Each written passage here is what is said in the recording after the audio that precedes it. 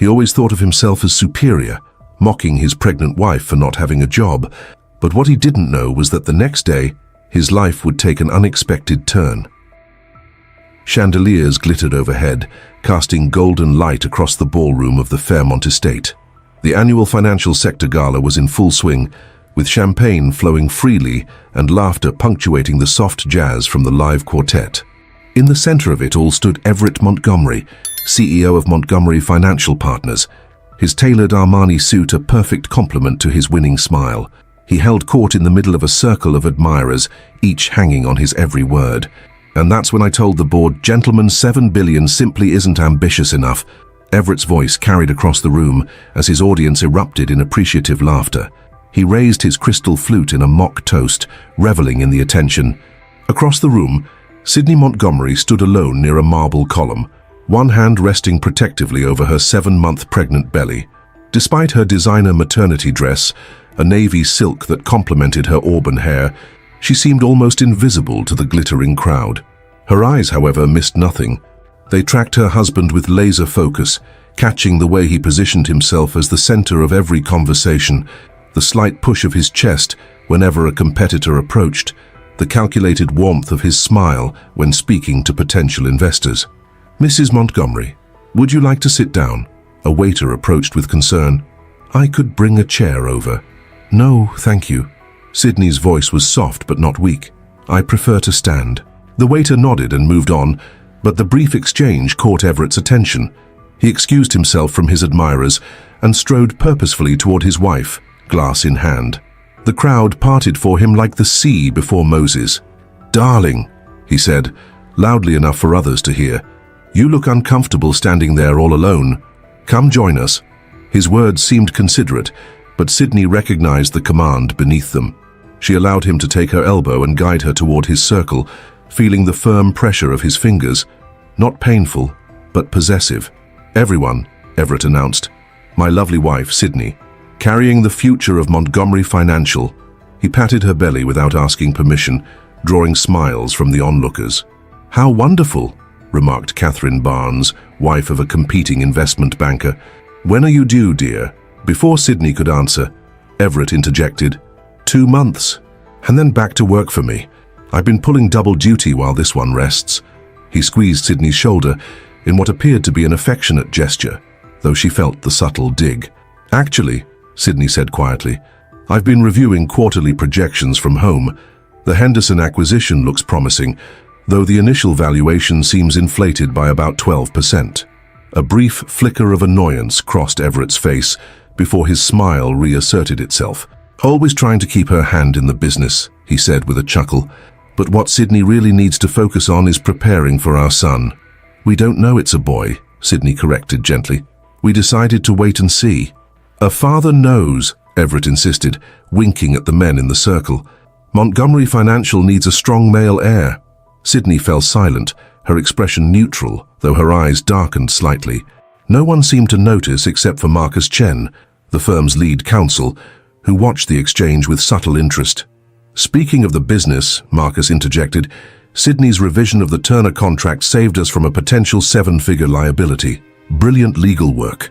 "Yes, well," Everett waved his hand dismissively, "Sydney has always had a good eye for detail, perfect for catching my occasional oversights." He turned to the group with a conspiratorial grin.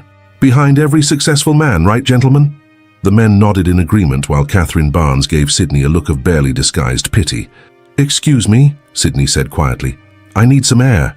As she stepped away, Everett called after her. "Don't wander too far, darling.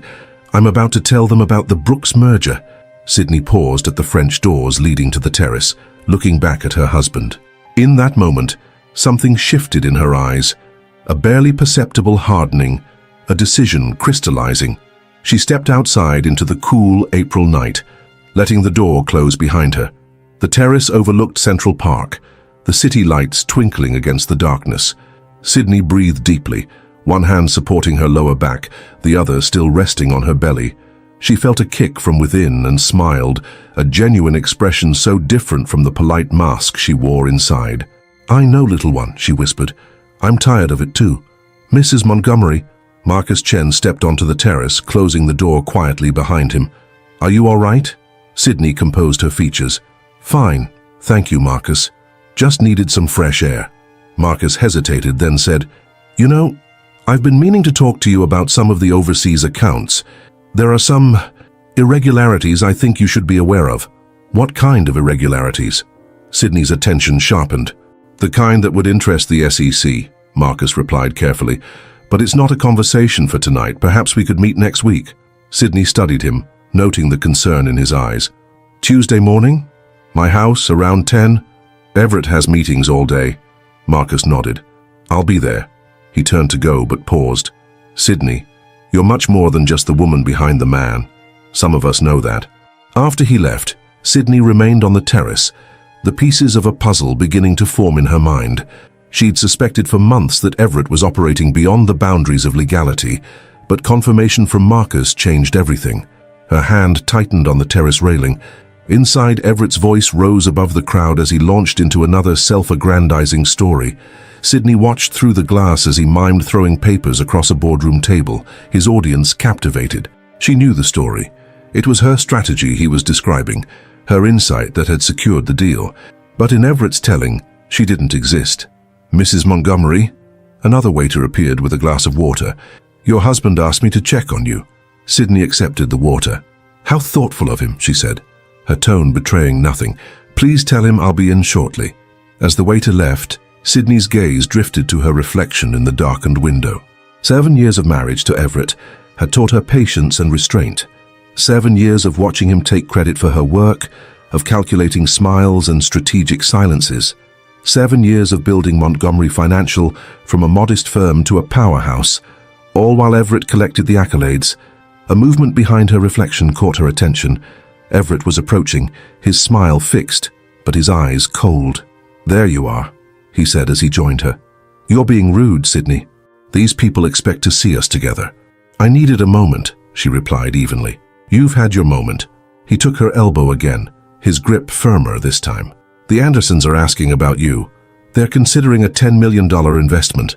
Your job is to make them feel comfortable with me. My job? Sydney raised an eyebrow. I thought I was supposed to be resting and preparing for our child. Everett's smile tightened. Don't be difficult. You know how this works. You play the supportive wife, I close the deals. And who creates the investment strategies? Who structures the deals? Who ensures compliance? Sydney's voice remained low, but there was a new edge to it. I do, Everett said coldly, with input from my team, which includes you. Don't forget your place, Sydney. Before she could respond, he guided her back inside, his public smile returning seamlessly. Found her getting some fresh air, he announced to the waiting Andersons. Sydney's always been one for dramatic exits, haven't you, dear? Not dramatic, Sydney corrected with a polite smile. Strategic, Mrs. Anderson laughed. I like her, Everett. She's got spirit.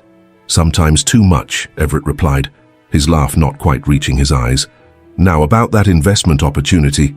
Actually, Sydney interjected smoothly, I was just telling Mr. Chen about a special structure for high net worth investors like yourselves.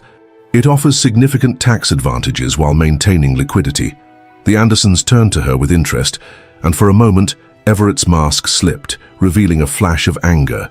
Sydney continued outlining the investment vehicle, one she had designed but never shared with Everett, waiting for the right moment. That sounds ideal, Mr. Anderson said, impressed. Everett, you never mentioned this option. It's still in development, Everett managed, shooting Sydney a warning look. Sydney is getting ahead of herself. Not at all, Sydney countered calmly. The structure is ready. I can have the paperwork sent over tomorrow if you're interested. We certainly are, Mrs. Anderson confirmed. As the conversation continued, Sydney felt Everett's fury radiating beside her, though his public demeanor never wavered. She knew there would be consequences later, but something had changed within her. The baby kicked again, as if in approval. The evening progressed, with Sydney remaining by Everett's side as expected. She played her role perfectly, the supportive, intelligent wife, while watching him grow increasingly agitated beneath his polished exterior. By the time they made their rounds of goodbyes, the tension between them was palpable, though invisible to most observers. In the back of their town car, Everett finally dropped his facade. What the hell was that? He demanded, his voice low and dangerous. You deliberately undermined me. I secured a $10 million investment, Sydney replied calmly. You should be thanking me. Don't play games, Sydney. You know how this works. I am the face of Montgomery Financial, not you. And yet, it was my investment vehicle that closed the deal. She met his gaze steadily. My work that will add to your reputation. Everett's jaw tightened. You're forgetting yourself. Everything you have, this car, our home, your comfortable life, exists because of me. I made you. Sydney looked out the window at the passing city lights, her reflection composed despite the turmoil within. No, Everett, you didn't make me. You've been taking credit for my work for years, but you didn't make me. This pregnancy has made you delusional, Everett scoffed. Maybe you should see Dr. Matthews again. Get something for your mood swings. Sydney didn't respond, but as they pulled up to their Upper East Side brownstone, she made a decision. The humiliation at the gala, the years of diminishment, Marcus's confirmation of her suspicions about the overseas accounts, it was enough, more than enough. As Everett strode ahead into the house, expecting her to follow as she always did, Sydney paused on the steps. She looked up at the home they shared, a monument to Everett's success, or so everyone believed. Coming? Everett called impatiently from the doorway. Yes, Sydney answered, her voice steady as she climbed the remaining steps. I'm coming. But as she crossed the threshold, her eyes were clear and focused. Everett Montgomery had no idea what was coming, but he would, soon enough. Tuesday morning arrived with a gentle spring rain tapping against the windows of the Montgomery brownstone. Sydney sat in the home office, technically Everett's though she used it more, arranging documents across the mahogany desk. The confrontation after the gala had played out as expected. Everett's cold fury, his dismissive comments, followed by his retreat to his study with a glass of scotch. The pattern was familiar, almost comforting in its predictability. The doorbell rang precisely at 10. Sydney straightened her blouse and made her way downstairs, one hand supporting her lower back. Good morning, Marcus, she said, opening the door to the legal counsel. Thank you for coming. Marcus Chen stepped inside, shaking rain from his umbrella. Unlike his usual polished courtroom appearance, he seemed tense, his normally immaculate tie slightly askew. I brought everything I could find, he said quietly, patting his briefcase as Sydney led him to the office. It's worse than I initially thought. Once seated, Marcus extracted a series of folders, spreading them across the desk. These are copies of wire transfers to accounts in the Cayman Islands, Singapore and Switzerland, all technically legal on the surface, but when cross-referenced with these, he pulled out another stack of documents. The pattern becomes clear. Sydney leaned forward, studying the papers with focused intensity. He's been siphoning investors' funds and disguising it as operational expenses, Marcus confirmed. At least 40 million over the past 3 years. Sydney's expression remained composed, though her eyes hardened. Show me everything. For the next 2 hours, they pieced together Everett's elaborate scheme, falsified reports, manipulated investments, shell companies created solely to funnel money into his personal accounts. Why are you showing me this? Sydney finally asked, studying Marcus carefully. This could implicate the entire firm, including you. Marcus hesitated. Because I didn't join Montgomery Financial to become part of a criminal enterprise, and because, he paused, gathering his courage, because I've seen how he treats you, how he takes credit for your work. It isn't right. Sydney's gaze softened slightly. Thank you, Marcus. But exposing this would destroy everything we've built. Not everything, came a new voice from the doorway. Sydney looked up to see Rebecca Turner, the firm's head of research and analysis.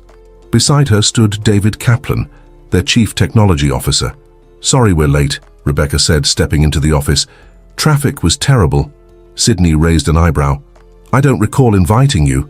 You didn't, David replied, closing the door behind them. Marcus did. We've been keeping our own records. Rebecca placed a thumb drive on the desk. Financial models that don't match the ones presented to clients, dating back 5 years. David added his own thumb drive. And emails. Lots of emails, including ones where Everett takes your analysis and presents it as his own. Sydney looked from one to the other, then back to Marcus. You've been working together. Behind Everett's back? Behind his back, but on your behalf, Rebecca said firmly.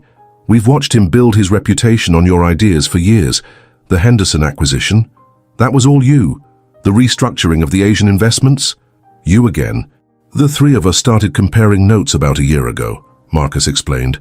When we realized the extent of what was happening, both the credit theft and the financial improprieties, we knew we needed to build a case.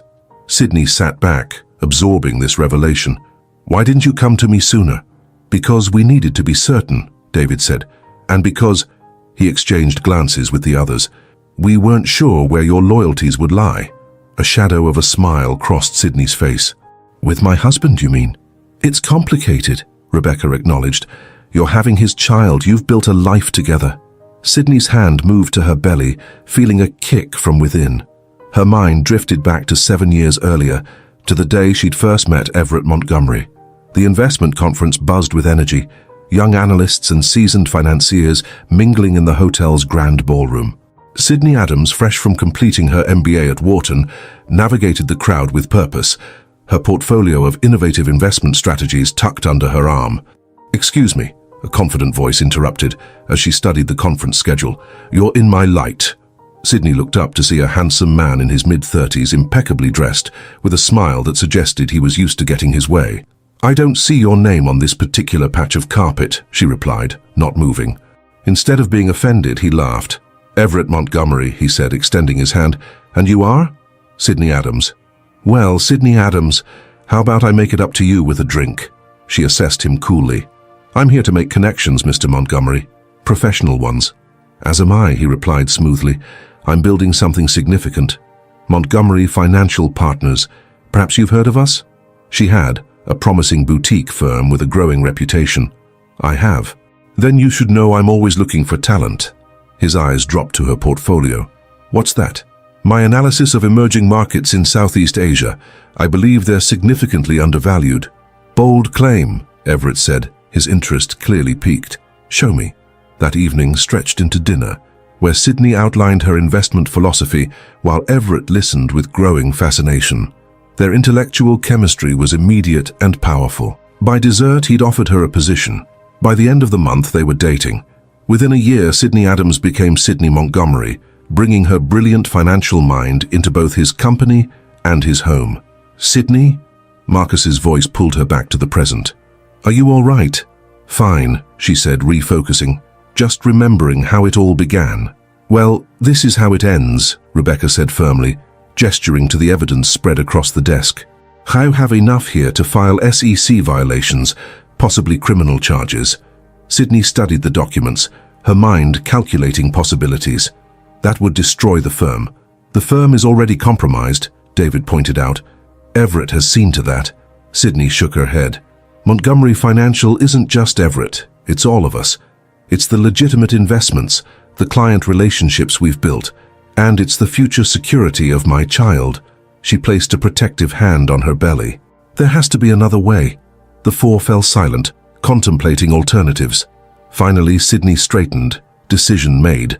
"Here's what we're going to do," she began, her voice taking on a new authority. "We're going to document everything, build an airtight case, but we're not going to the SEC, not yet." "Then what?" Marcus asked. "We're going to confront Everett, but on our terms. At the board meeting next month." David looked concerned. "That's weeks away.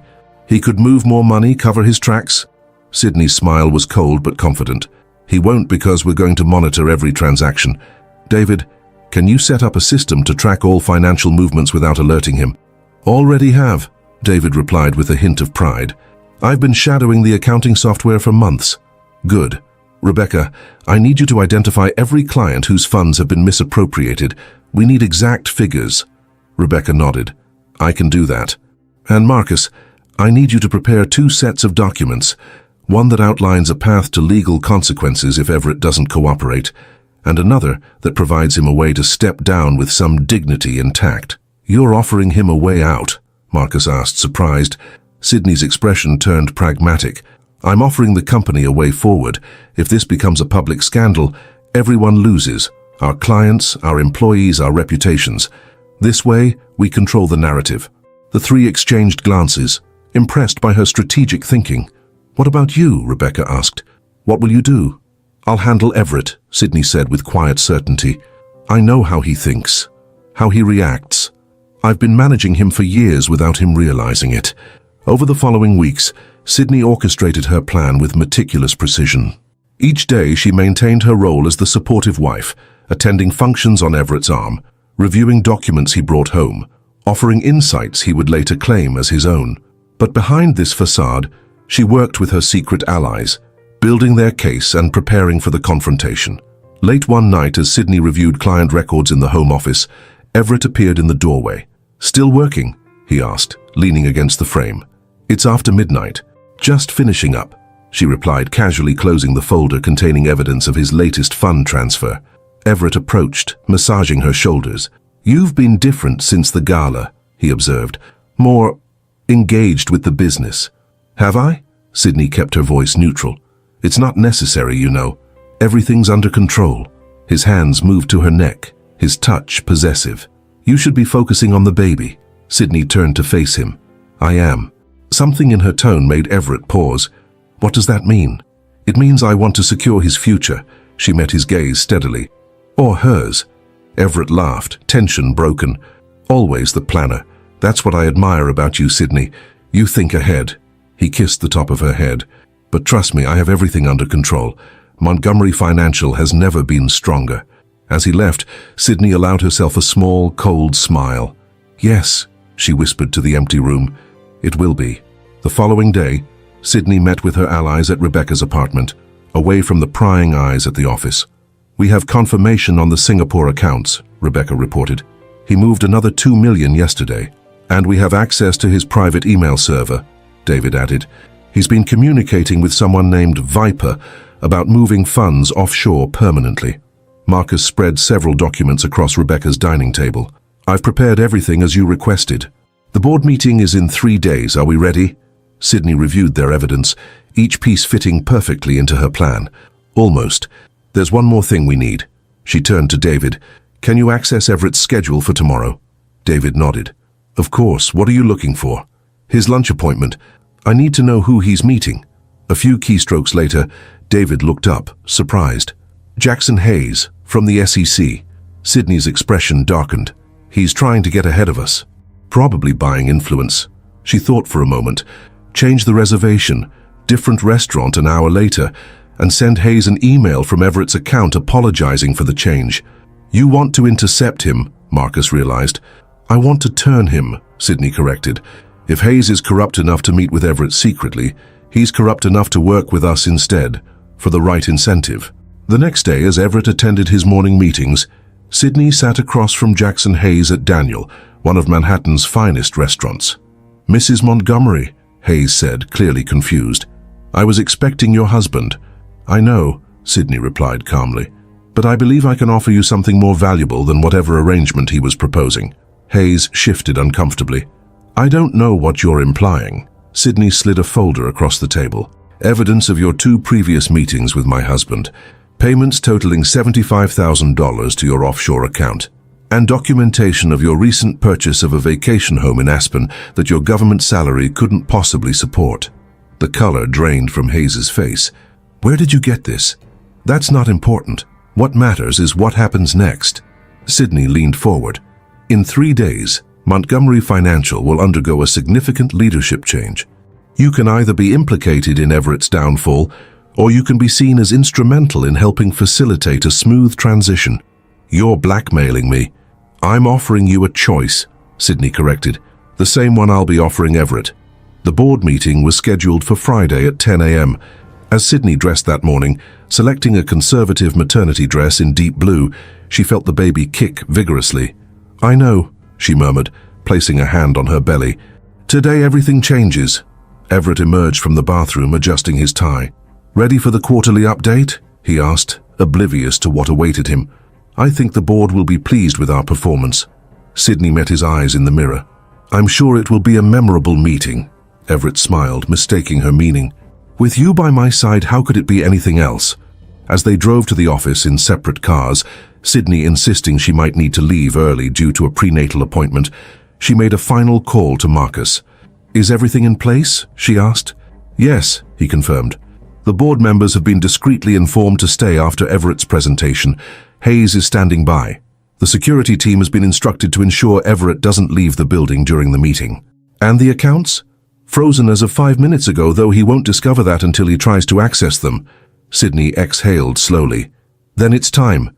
As she ended the call, she caught sight of her reflection in the car window. The woman who stared back was not the same one who had stood silently at countless events while Everett took credit for her work. This woman's eyes held purpose, determination, and a cold sense of justice, long delayed. The Montgomery Financial headquarters loomed ahead, its glass facade gleaming in the morning sun. Sydney stepped out of her car, straightened her shoulders, and walked toward the building with measured steps. The baby kicked again, as if in encouragement. "Don't worry," she whispered. "Mother knows exactly what she's doing." The Montgomery Financial boardroom exuded power and prestige, with its floor-to-ceiling windows overlooking Manhattan and a massive walnut table that seated the 12 board members. Framed accolades and financial publications featuring Everett's face lined the walls, visual testimony to his carefully constructed image. Sydney entered last, nodding subtly to Marcus, who sat with legal documents arranged before him. Rebecca and David were positioned strategically around the room, Rebecca beside the presentation screen and David near the door. The board members, mostly older men who had known Everett for years, greeted Sydney with polite smiles, still viewing her primarily as Everett's pregnant wife, despite her official role as Chief Strategy Officer. "Good morning, everyone," Everett began, standing at the head of the table with characteristic confidence. "Before we dive into the quarterly numbers, I'd like to highlight our exceptional performance in the Asian markets. Our strategic repositioning has yielded a 17% return, outperforming projections by nearly 5 points." Sydney watched him click through slides she had prepared, presenting her analysis as his own with practiced ease. A few board members glanced her way, perhaps noting the authorship markers still embedded in some of the slides, but no one commented. "The Henderson acquisition has been fully integrated," Everett continued, "resulting in operational efficiencies that have already improved our bottom line by $12 million this quarter alone." Sydney felt a momentary pang as she observed him, so confident, so completely unaware of what was coming. Despite everything, they had built a life together. For a brief moment, she wondered if there might have been another way. Then he said, "My vision for emerging markets has once again proven correct," and the moment passed. After 40 minutes of self-congratulatory presentation, Everett concluded with his trademark flourish. "Gentlemen, Montgomery Financial has never been stronger. Any questions?" The boardroom remained silent. Too silent. Everett glanced around, noticing for the first time the unusual tension in the room. "Well then," he said somewhat uncertainly, "I believe that concludes our quarterly update." "Actually, Everett," Sydney spoke up, her voice calm but firm, "we have one more item on the agenda today." Confusion flickered across his face. "I wasn't aware of any additional items." "That's because this item concerns you directly." Sydney rose from her seat, one hand supporting her lower back as she moved to the head of the table. "Marcus, would you distribute the documents, please?"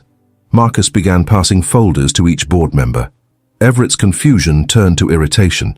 "Sydney, what is this? We didn't discuss any additional presentations." "No, we didn't," she agreed, meeting his gaze steadily, "because you wouldn't have approved this one." As the board members opened their folders, a heavy silence fell over the room. Pages turned with soft, damning whispers. "What the hell is this?" demanded Walter Grayson, the longest-serving board member, looking up from the documents with shock. "Evidence of systematic fraud," Sydney answered evenly. "Misappropriation of client funds, falsified investment returns, and illegal offshore accounts." Everett's face drained of color. "This is absurd.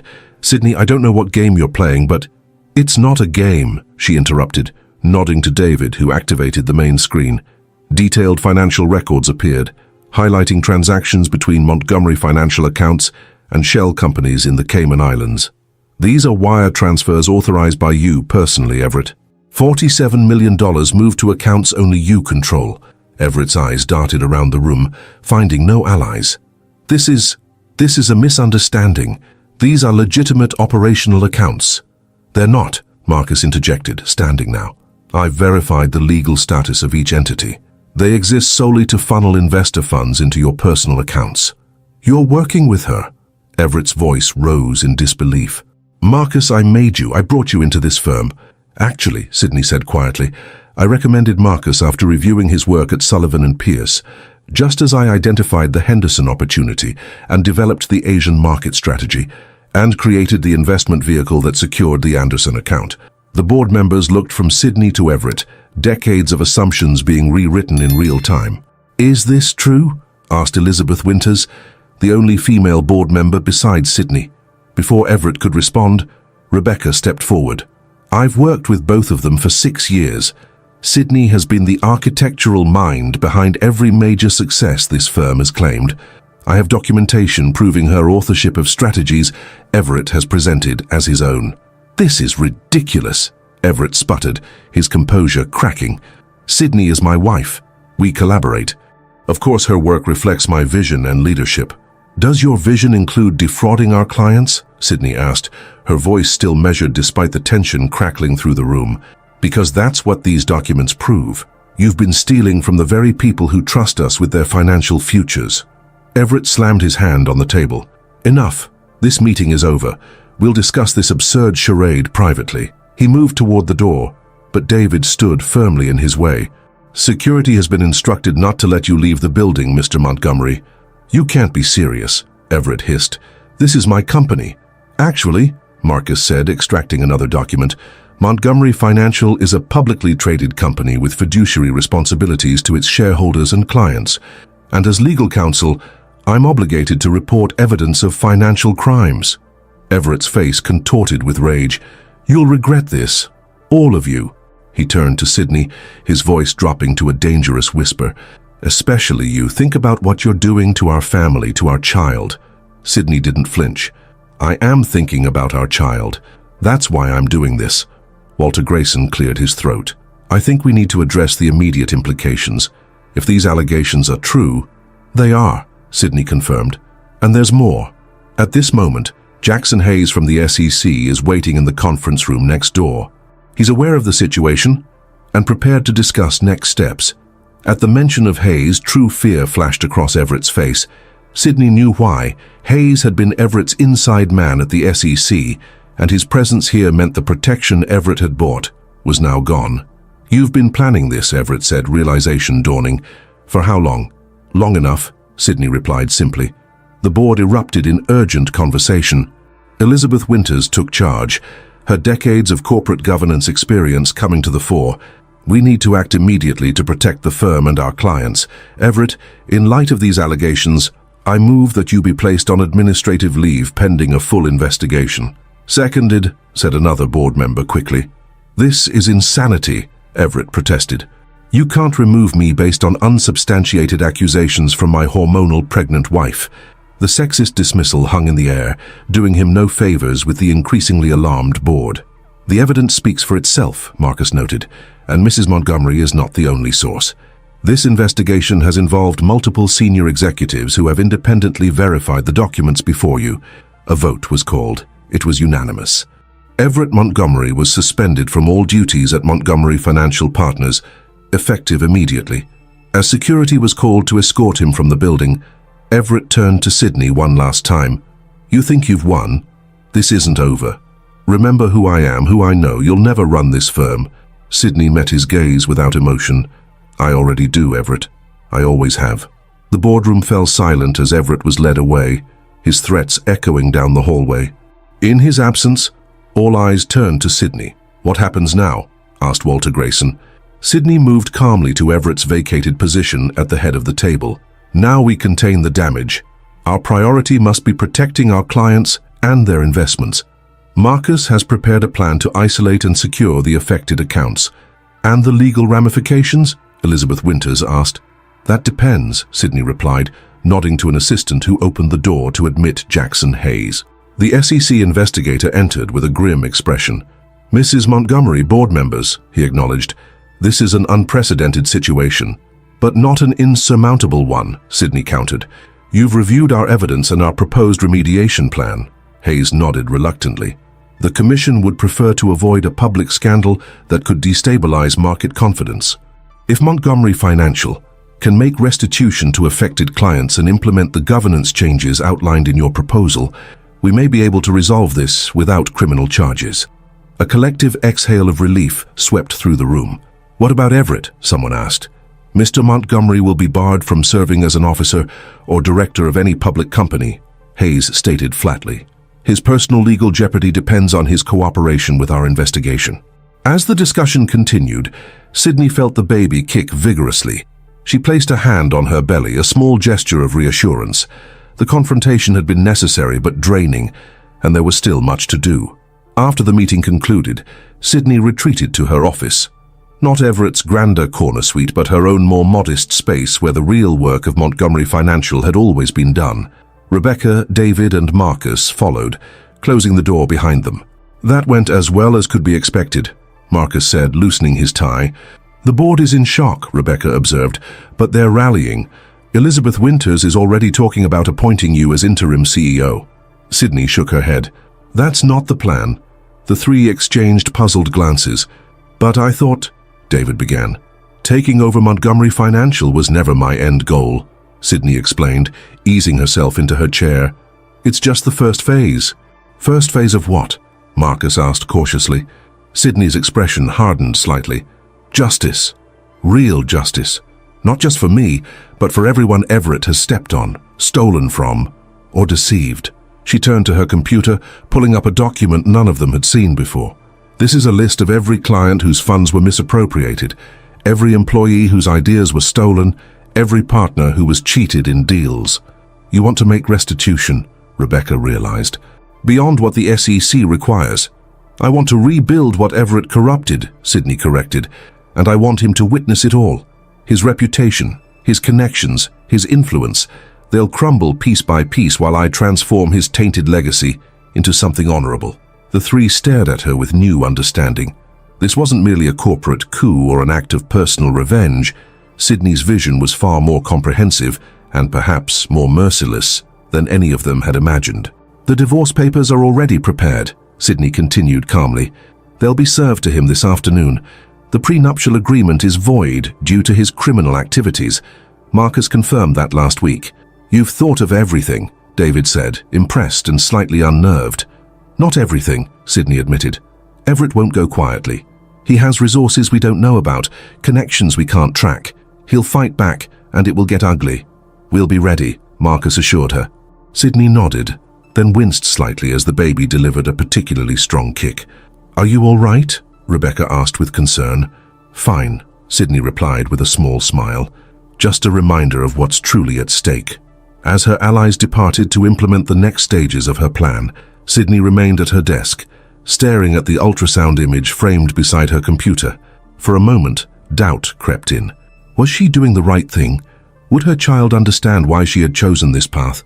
Her phone buzzed with a text from Everett. You'll regret this. I promise. The doubt vanished, replaced by cold resolve. There would be no turning back now. The board was calling an emergency press conference for 5 p.m. to announce Everett's leave of absence and the appointment of an interim leadership team. By tomorrow, rumors would be swirling throughout the financial district. By next week, Everett's carefully constructed reputation would be in tatters. Sydney placed a protective hand over her belly. I won't regret protecting you, she whispered, and neither will your father, once he understands what true accountability means. Outside her office, the firm hummed with urgent activity as the news spread. Sydney could hear hushed conversations, shocked exclamations, phones ringing constantly. The empire Everett had claimed as his creation was undergoing a seismic shift, and at the center of it all was the woman he had underestimated for 7 long years. A knock at her door announced Elizabeth Winters. The senior board member entered without waiting for a response, her expression a mix of admiration and concern. The board is unanimous, she said without preamble. We want you to lead Montgomery Financial through this transition, not as interim CEO, but as the permanent one. Sydney regarded her thoughtfully. And if I have other plans? Elizabeth sat down across from her. Sydney, I've watched you work in Everett's shadow for years. I recognized your hand in our successes even when he took the credit. The firm needs your vision now more than ever. The firm needs transformation, Sydney countered. Are you and the board prepared for how painful that might be? We're prepared to follow your lead, Elizabeth replied firmly. Whatever it takes to save what's worth saving and discard what isn't. Sydney considered the offer, weighing it against her larger plan. Perhaps the CEO position could serve her purposes after all, provide the platform and authority she would need for what came next. "I accept," she said finally. "On one condition, complete transparency moving forward. No more shadows, no more secrets." Elizabeth nodded, clearly relieved. "Agreed. The press conference is in 3 hours. We'll announce your appointment then." After Elizabeth left, Sydney opened her desk drawer and removed a small worn notebook. Inside were years of observations, ideas and plans, her true record of Montgomery Financial's evolution. On the last page, she had written a single sentence months ago when she first suspected the extent of Everett's fraud. "The truth doesn't destroy what deserves to stand." She closed the notebook and placed it in her bag. Phase 1 was complete. Phase 2, the true reconstruction, would begin tomorrow. And somewhere across town, in whatever temporary refuge he had found, Everett Montgomery was about to discover that his wife's ambitions extended far beyond taking his company. She was coming for everything. The morning headlines said it all. Montgomery Financial appoints new CEO amid fraud investigation. Sydney's photograph, dignified, professional, visibly pregnant, appeared beside articles detailing the leadership transition at one of Wall Street's most respected firms. The carefully worded press release revealed just enough to satisfy public curiosity while protecting the company from market panic. What the headlines didn't show was Sydney at 5 a.m., bent over the toilet in her master bathroom, morning sickness combining with exhaustion and stress. As she splashed cold water on her face, Sydney caught her reflection. Dark circles under her eyes, complexion pale despite her composed exterior. "One day at a time," she whispered to herself, straightening her shoulders. By 7 a.m. she was seated at the dining table of her brownstone, now emptied of Everett's belongings. He had arrived with a moving crew while she was at the press conference, taking only personal items. The prenuptial agreement's violation had frozen most of their joint assets pending legal resolution. Sydney reviewed the day's agenda while sipping ginger tea. The transition team meeting at 8:30, client calls beginning at 10, lunch with key investors who needed reassurance, strategy session with the board at 3. Another prenatal appointment squeezed in at 5:30. Her doctor increasingly concerned about her blood pressure. Her phone vibrated with a text from an unknown number. "You stole my life. I'll take yours apart piece by piece." Sydney didn't bother blocking the number. Better to see Everett's threats coming than be surprised by them. At Montgomery Financial, the atmosphere had transformed overnight. The security desk had Everett's photograph with instructions to deny entry. His name had been removed from the company directory. His corner office stood empty, waiting for the extensive renovations Sydney had ordered. Not out of vanity, but necessity. She needed to erase the psychological imprint of his domain. "Good morning, Mrs. Montgomery," said the receptionist as Sydney entered, her tone carrying new respect. "Good morning, Vanessa, and please, call me Sydney." The transition team meeting began precisely on schedule, with department heads gathered around the boardroom table, some nervous, others clearly relieved by the change in leadership. "Before we begin," Sydney announced, "I want to address the elephant in the room. Yes, Everett Montgomery is my husband. Yes, I was instrumental in exposing his financial improprieties. And yes, I am filing for divorce." She paused, allowing the information to settle. "My personal connection to this situation gives me unique insight into both the problems we face and the solutions we need. I expect your candor, your questions, and your commitment as we rebuild trust in Montgomery Financial." For 4 hours, they dissected the company's vulnerabilities and strengths. Sydney listened more than she spoke, noting who presented honest assessments versus those still positioning for advantage. By the meeting's end, she had identified her true allies and potential obstacles. "Final thoughts?" she asked, scanning the faces around the table. Thomas Blackwell, the aging head of institutional investments, cleared his throat. "With all due respect, Mrs. Montgomery, Sydney, we're facing an unprecedented crisis. Clients are nervous, competitors are circling, and you're due to give birth in what, 6 weeks? 5? Sydney corrected calmly. "My point exactly. Is this really the right time for you to take on this role?" The room fell silent, tension palpable. Sydney met Blackwell's gaze directly. "Thomas, when have I ever given you reason to doubt my capabilities?" He shifted uncomfortably. "Never. But this is different, is it?" Sydney raised an eyebrow. For 7 years, I've structured our major deals, developed our investment strategies, and managed our key client relationships, often while Everett took public credit. The only difference now is that I'm doing it openly with proper authority. Rebecca interceded supportively. Sydney has already spoken with our top 15 clients. 14 have confirmed they're staying with us, and the 15th is meeting with her today. As for my pregnancy, Sydney continued, I've worked with HR to develop a comprehensive transition plan for my maternity leave. Rebecca will serve as acting CEO for those 6 weeks, with my full support and the board's approval. The challenge neutralized, Sydney adjourned the meeting and moved through her day with methodical precision, balancing crisis management with strategic planning. By mid-afternoon, the first major hurdle appeared. The Wall Street Journal published an article questioning the firm's stability, citing anonymous sources close to Everett. He's fighting back, Marcus observed, dropping the newspaper on Sydney's temporary desk in a mid-level conference room. We expected this, Sydney replied, scanning the article. Who is C. Wilson cited here? I don't recognize the byline. New financial reporter, Marcus said. Started 3 months ago. Sydney's eyes narrowed. Check his background. I suspect we'll find a connection to Everett. Within an hour, David confirmed her suspicion.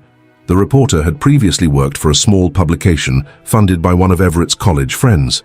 He's using his network, Sydney noted. Predictable but effective. Draft a response highlighting our client retention numbers and the governance improvements we're implementing. Facts, not defensiveness. As she navigated these external challenges, Sydney maintained her focus on internal transformation. She instituted daily transparency reports, created an ethics hotline for employees to report concerns, and personally reviewed the status of accounts that had been compromised by Everett's activities. By week's end, exhaustion was taking its toll. At her doctor's appointment, the obstetrician frowned at her blood pressure reading. Sydney, you need to reduce your stress levels immediately. Your blood pressure is dangerously high. I'm managing a corporate crisis, doctor. Stress reduction isn't exactly an option. The doctor removed her glasses, expression serious. Then you need to consider bed rest for the remainder of your pregnancy. I'm concerned about preeclampsia. Sydney felt a chill of fear. That's not possible, not now. Your baby doesn't care about your corporate responsibilities, the doctor said bluntly. If you don't slow down, you're risking both your health and your child's. This medical warning coincided with Everett's first serious countermove. The following morning, Sydney received an urgent call from Marcus. Everett's legal team has filed for an emergency injunction, he reported grimly. They're claiming you manipulated evidence and coerced witnesses as part of a vindictive scheme to take control of the company. Sydney pressed her fingers to her temples, fighting a stress headache. The evidence stands on its own. They can't possibly... They've convinced Judge Hamilton to hear the case. He's a golfing buddy of Everett's father. The realization that Everett could potentially delay or derail the legal proceedings sent Sydney's carefully managed stress spiraling. Back at her brownstone that evening, alone in the expansive space that had once been their shared home, she finally allowed herself a moment of vulnerability. Sinking onto the edge of her bed, Sydney let the tears come. Tears of frustration, exhaustion, and worry for her child. For 7 minutes she permitted herself this private breakdown. Then, with deliberate calm, she wiped her eyes, picked up her phone, and called Elizabeth Winters. I need a favor, she said without preamble. A significant one. 2 days later, Sydney appeared in Judge Hamilton's courtroom, composed despite her doctor's warnings.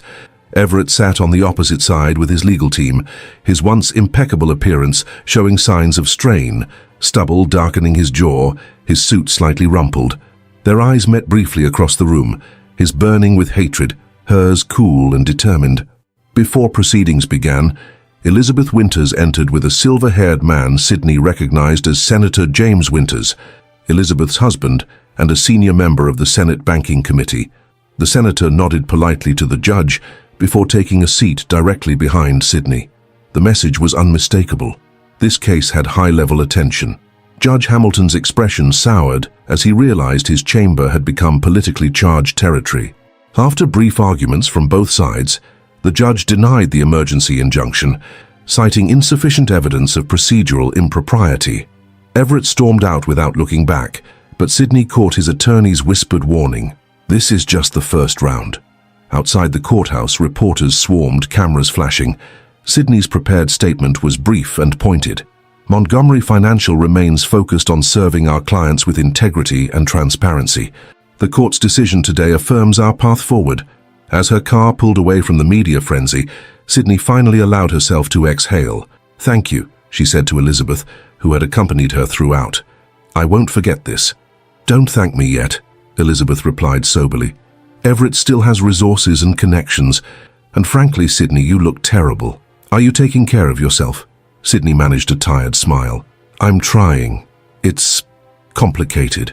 "It's not complicated," Elizabeth countered firmly. "It's necessary. This company needs you healthy and clear-headed. Your baby needs you even more." That evening, Sydney made a difficult decision. She called Rebecca, David, and Marcus to her home and outlined a modified leadership plan. "I'm taking a step back from day-to-day operations," she announced. "Not completely, but enough to safeguard my health and my pregnancy. Rebecca will handle internal management. David, you'll oversee our technology transition and security protocols. Marcus, you'll continue managing legal affairs and the SEC negotiations." "And you?" Rebecca asked, concerned. "I'll focus on client relationships and strategic direction, things I can manage with limited hours and lower stress. My doctor is insisting on partial bed rest for the remainder of my pregnancy." The three exchanged worried glances. "Is everything okay with the baby?" David asked. Sydney hesitated, then decided on honesty. "There are concerns about my blood pressure and potential complications. Nothing definitive, but enough to warrant caution." "Then that settles it," Marcus said firmly. "We'll handle everything else. You focus on staying healthy." For the next 3 weeks, Sydney operated from a makeshift office in her bedroom, conducting video conferences and reviewing documents while following her doctor's orders for rest. Her reduced presence at Montgomery Financial created space for her leadership team to step up, proving more capable than even she had anticipated. Meanwhile, Everett's situation deteriorated. The SEC investigation expanded to include his personal finances. Former associates distanced themselves. His membership at the Metropolitan Club, a bastion of old money influence, was quietly suspended. His response was a campaign of increasingly desperate measures. Anonymous tips to financial reporters, suggesting Sydney was hiding health problems that made her unfit to lead. Attempts to contact key clients directly, offering to bring their accounts to a new venture he was forming. A leak to Page 6 about an alleged affair Sydney had conducted early in their marriage, entirely fabricated, but damaging nonetheless. Sydney weathered these attacks with outward composure, though each took its toll. The stress management techniques her doctor recommended, meditation, gentle yoga, controlled breathing, provided limited relief. What sustained her was the growing evidence that Montgomery Financial was not just surviving, but strengthening under the new leadership structure. Then, at 37 weeks pregnant, Sydney's water broke during a video conference with Asian investors. "Excuse me?" she said with remarkable calm, "but I need to end this call. My baby has decided today is the day." The birth was difficult. After 16 hours of labor, Sydney's blood pressure spiked dangerously, forcing an emergency C-section. When she finally regained full consciousness, a nurse placed a tiny bundle in her arms. "Your daughter," the nurse said softly. 5 pounds, 7 ounces, small but strong. Sydney gazed down at the infant's face. Perfect, delicate, with a determined set to her tiny mouth that made Sydney smile despite her exhaustion. "Hello, Sophia," she whispered, the name she and Everett had once chosen together now belonging to a future he had forfeited. "We made it." As mother and daughter recovered in the hospital, Sydney received a stream of visitors. Rebecca, David, Marcus, Elizabeth, and other allies who had become something more than colleagues during the crisis. Conspicuously absent was Everett, though he had been notified of his daughter's birth as a legal courtesy. On their 3rd day in the hospital, as Sydney was preparing for discharge, a delivery arrived, an extravagant arrangement of roses with a card that read simply, "This isn't over. E." Sydney calmly handed the card to Marcus. "Add it to the file," she said, unmoved by the implied threat, "and donate the flowers to another patient." The following weeks transformed Sydney in ways the corporate battle had not. Nursing Sophia in the pre-dawn hours, watching her tiny fingers grasp and explore, experiencing the profound vulnerability and strength of new motherhood, these moments shifted her perspective subtly but significantly. When she finally returned to Montgomery Financial for a brief board meeting 6 weeks after Sophia's birth, Sydney carried herself differently. The hardness that had developed during her confrontation with Everett had softened, replaced by something more nuanced, yet equally powerful. "Welcome back," Elizabeth greeted her warmly. "You look wonderful." "I feel changed," Sydney admitted, "in ways I'm still understanding." The board meeting was largely ceremonial, approving Sydney's official return from maternity leave and recognizing the leadership team's achievements in her absence. Montgomery Financial had not merely survived, it had thrived. Client confidence had been restored. New governance procedures were earning industry recognition. The SEC investigation was proceeding cooperatively with minimal public impact. As Sydney concluded her remarks, Walter Grayson raised an unexpected question. "What about the company name? Will we continue as Montgomery Financial Partners?" A thoughtful silence fell over the room. The name represented both the firm's established reputation and its compromised past. For now, yes, Sydney decided. A name change might appear as though we're hiding rather than transforming. But ask me again in a year. The meeting adjourned on this note of cautious optimism. Sydney collected her things, eager to return home to Sophia and her nanny, when her assistant handed her an envelope that had just been delivered. "It passed security screening," the assistant assured her. "But given the sender, I thought you should know right away." The envelope bore Everett's handwriting. Sydney opened it carefully, extracting a single sheet of paper, not a threat this time, but a request for a meeting. "I want to see my daughter," he had written. "Name your terms." Sydney folded the note deliberately, tucking it into her portfolio. This moment, Everett's first acknowledgement of Sophia as more than a pawn in their conflict, marked a potential turning point. How she responded would shape not just the next phase of their battle, but the future she was building for her daughter. As Sydney left the Montgomery Financial building, the October sun cast long shadows across Wall Street. She had survived Everett's initial counterattacks. She had given birth to a healthy daughter. She had guided the company through its darkest hours. Yet standing at the threshold of this new chapter, Sydney sensed that the true test still lay ahead. Everett was regrouping, adapting his strategy. His request to see Sophia wasn't about fatherly love. It was his way of identifying her new vulnerability. And despite everything, Sydney found herself wondering if reconciliation in some form might still be possible. This moment of uncertainty, this willingness to consider paths beyond revenge, would prove to be either her greatest strength or her fatal weakness. Only time would tell. The neutral ground Sydney selected for their meeting was a private room at the Pierre Hotel, arranged through Elizabeth's connections to ensure absolute discretion.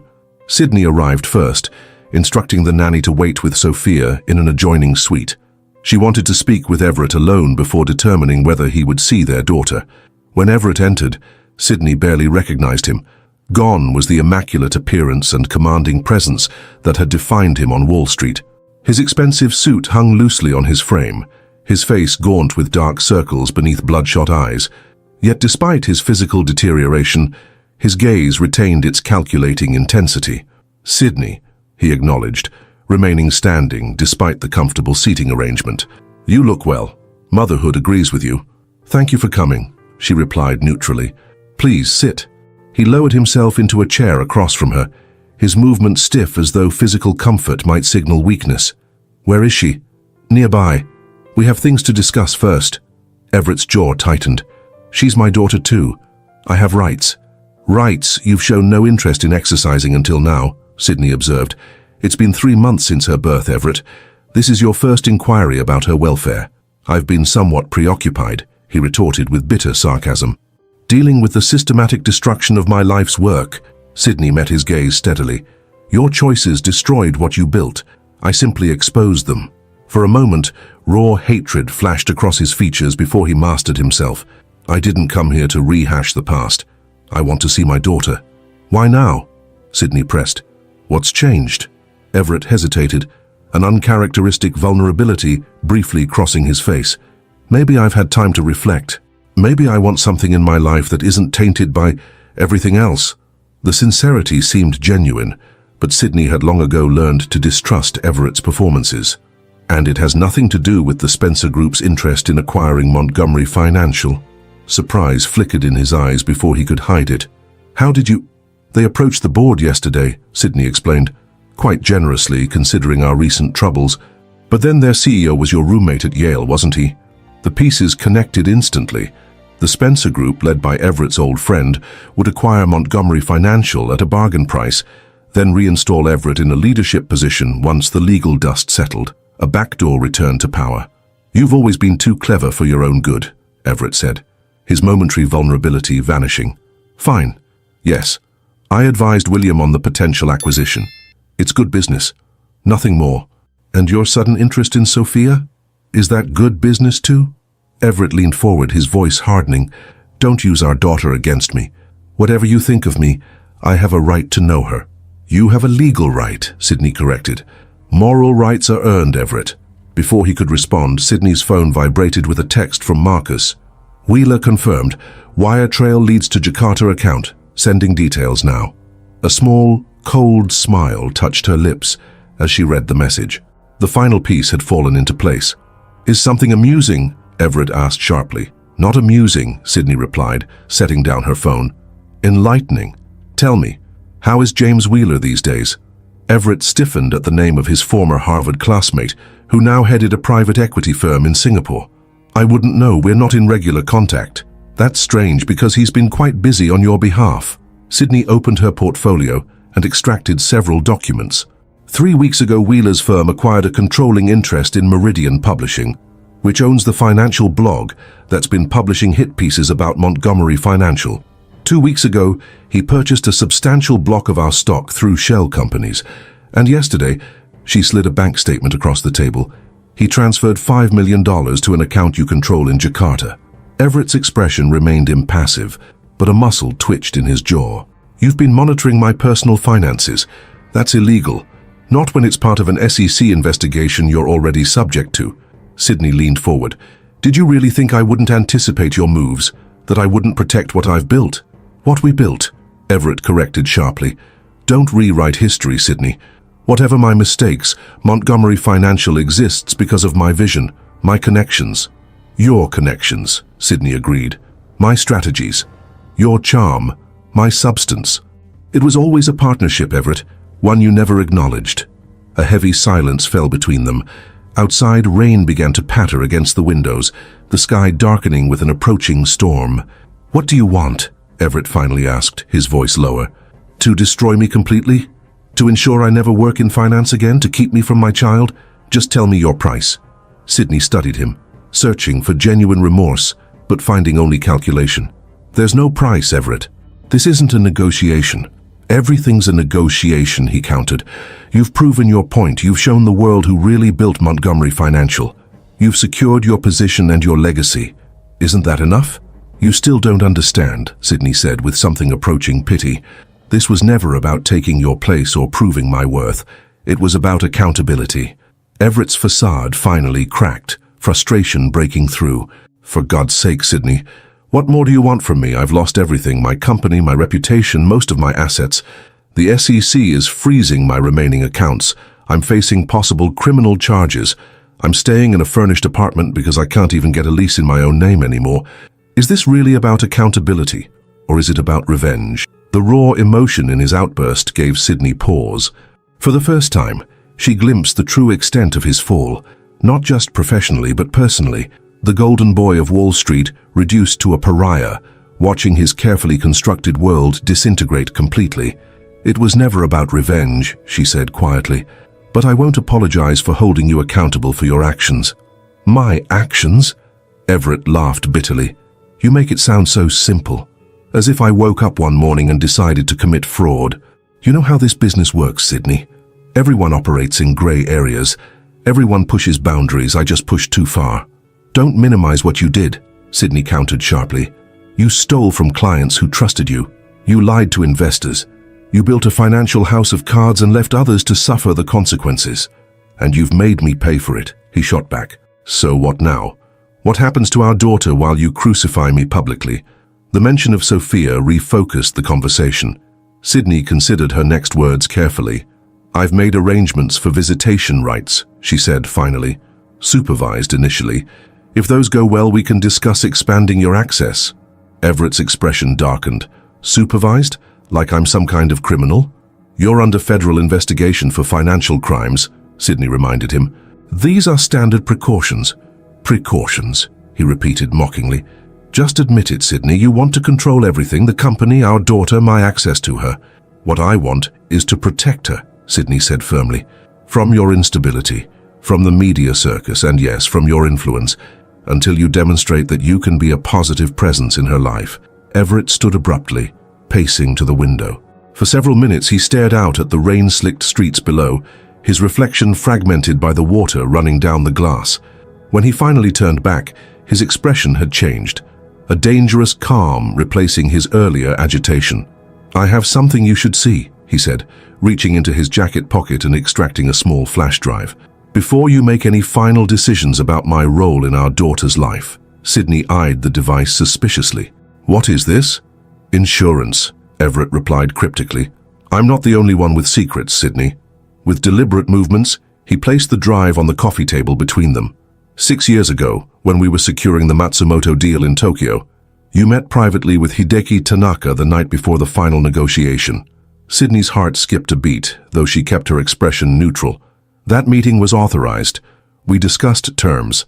I discussed more than terms, Everett said softly. I had the hotel suite wired. Standard practice for high-stakes negotiations, as you know.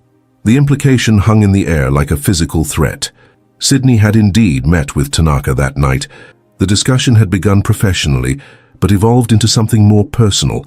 Not an affair, but a moment of emotional vulnerability during a rocky period in her marriage. She had confided things about Everett, about their relationship, about his business practices that, taken out of context, could be devastating. Are you blackmailing me? Sydney asked, her voice steady, despite the sudden churning in her stomach. I prefer to think of it as creating balance in our negotiations, Everett countered smoothly. This recording would interest not only the board, but also the SEC investigators. Your knowledge of certain inconsistencies in our business practices dates back much further than you've claimed. Sydney's mind raced, calculating implications and potential responses. You would hurt the mother of your child to save yourself. I would protect my relationship with my daughter by any means necessary, Everett corrected. Just as you would. The stakes had suddenly escalated beyond professional rivalry or marital dissolution. This was Everett's true countermove, not the Spencer Group acquisition scheme, which had clearly been a diversion, but this more personal attack. Sydney reached for the flash drive, turning it over in her hand. What do you want? A fresh start, Everett said immediately. Drop the personal vendetta. Use your influence with the SEC to limit the investigation to the company, not me individually. Joint custody of Sophia, unsupervised, and your public support for my new venture capital firm. You're delusional, Sydney replied, setting the drive down. Even if I wanted to, I couldn't call off the SEC. You have influence, Everett insisted. Elizabeth Winter's husband sits on the banking committee. You've cultivated relationships with the investigators. You could shape the outcome if you tried. Sydney stood, smoothing her skirt with deliberate calm. I'll need time to consider this. Of course, Everett agreed, the familiar confidence returning to his voice. Take 24 hours, but remember what's at stake. As if on cue, a baby's cry sounded faintly from the adjoining suite. Everett's head turned toward the sound, something genuine flickering in his eyes. Is that her? He asked, his voice softening. Sydney nodded. Would you like to meet her now? The question seemed to catch him off guard. After threatening Sydney with blackmail, he hadn't expected this offer. His momentary confusion revealed more vulnerability than he had shown throughout their entire conversation. Yes, he said simply. Sydney went to the connecting door and spoke quietly to the nanny, who appeared moments later carrying Sophia. The infant was alert, her dark eyes, so like her father's, taking in the unfamiliar surroundings with apparent curiosity. Everett, this is your daughter, Sydney said, taking Sophia from the nanny. Sophia Grace Montgomery. She approached him slowly, watching as emotions chased across his face. Wonder, fear, a flash of genuine tenderness. When she carefully transferred the baby to his arms, his hands trembled slightly. Hello, Sophia, he whispered, studying her tiny features. I'm your father. For several minutes, the battle between them receded as they both focused on their daughter. Sophia regarded Everett with solemn interest, eventually grasping his finger in her tiny hand. The gesture seemed to pierce something in him. When he looked up at Sydney, his eyes were bright with unshed tears. "She's perfect," he said hoarsely. "Yes," Sydney agreed, "and she deserves better than what either of us has been giving her." The simplicity of this truth hung between them, momentarily transcending their conflict. Then Sophia began to fuss, and Sydney took her back, soothing her with practiced ease. "I should go," Everett said, visibly pulling himself together. 24 hours, Sydney. Then I need your answer." After he left, Sydney sat with Sophia cradled against her chest, the flash drive on the table before her like a live grenade.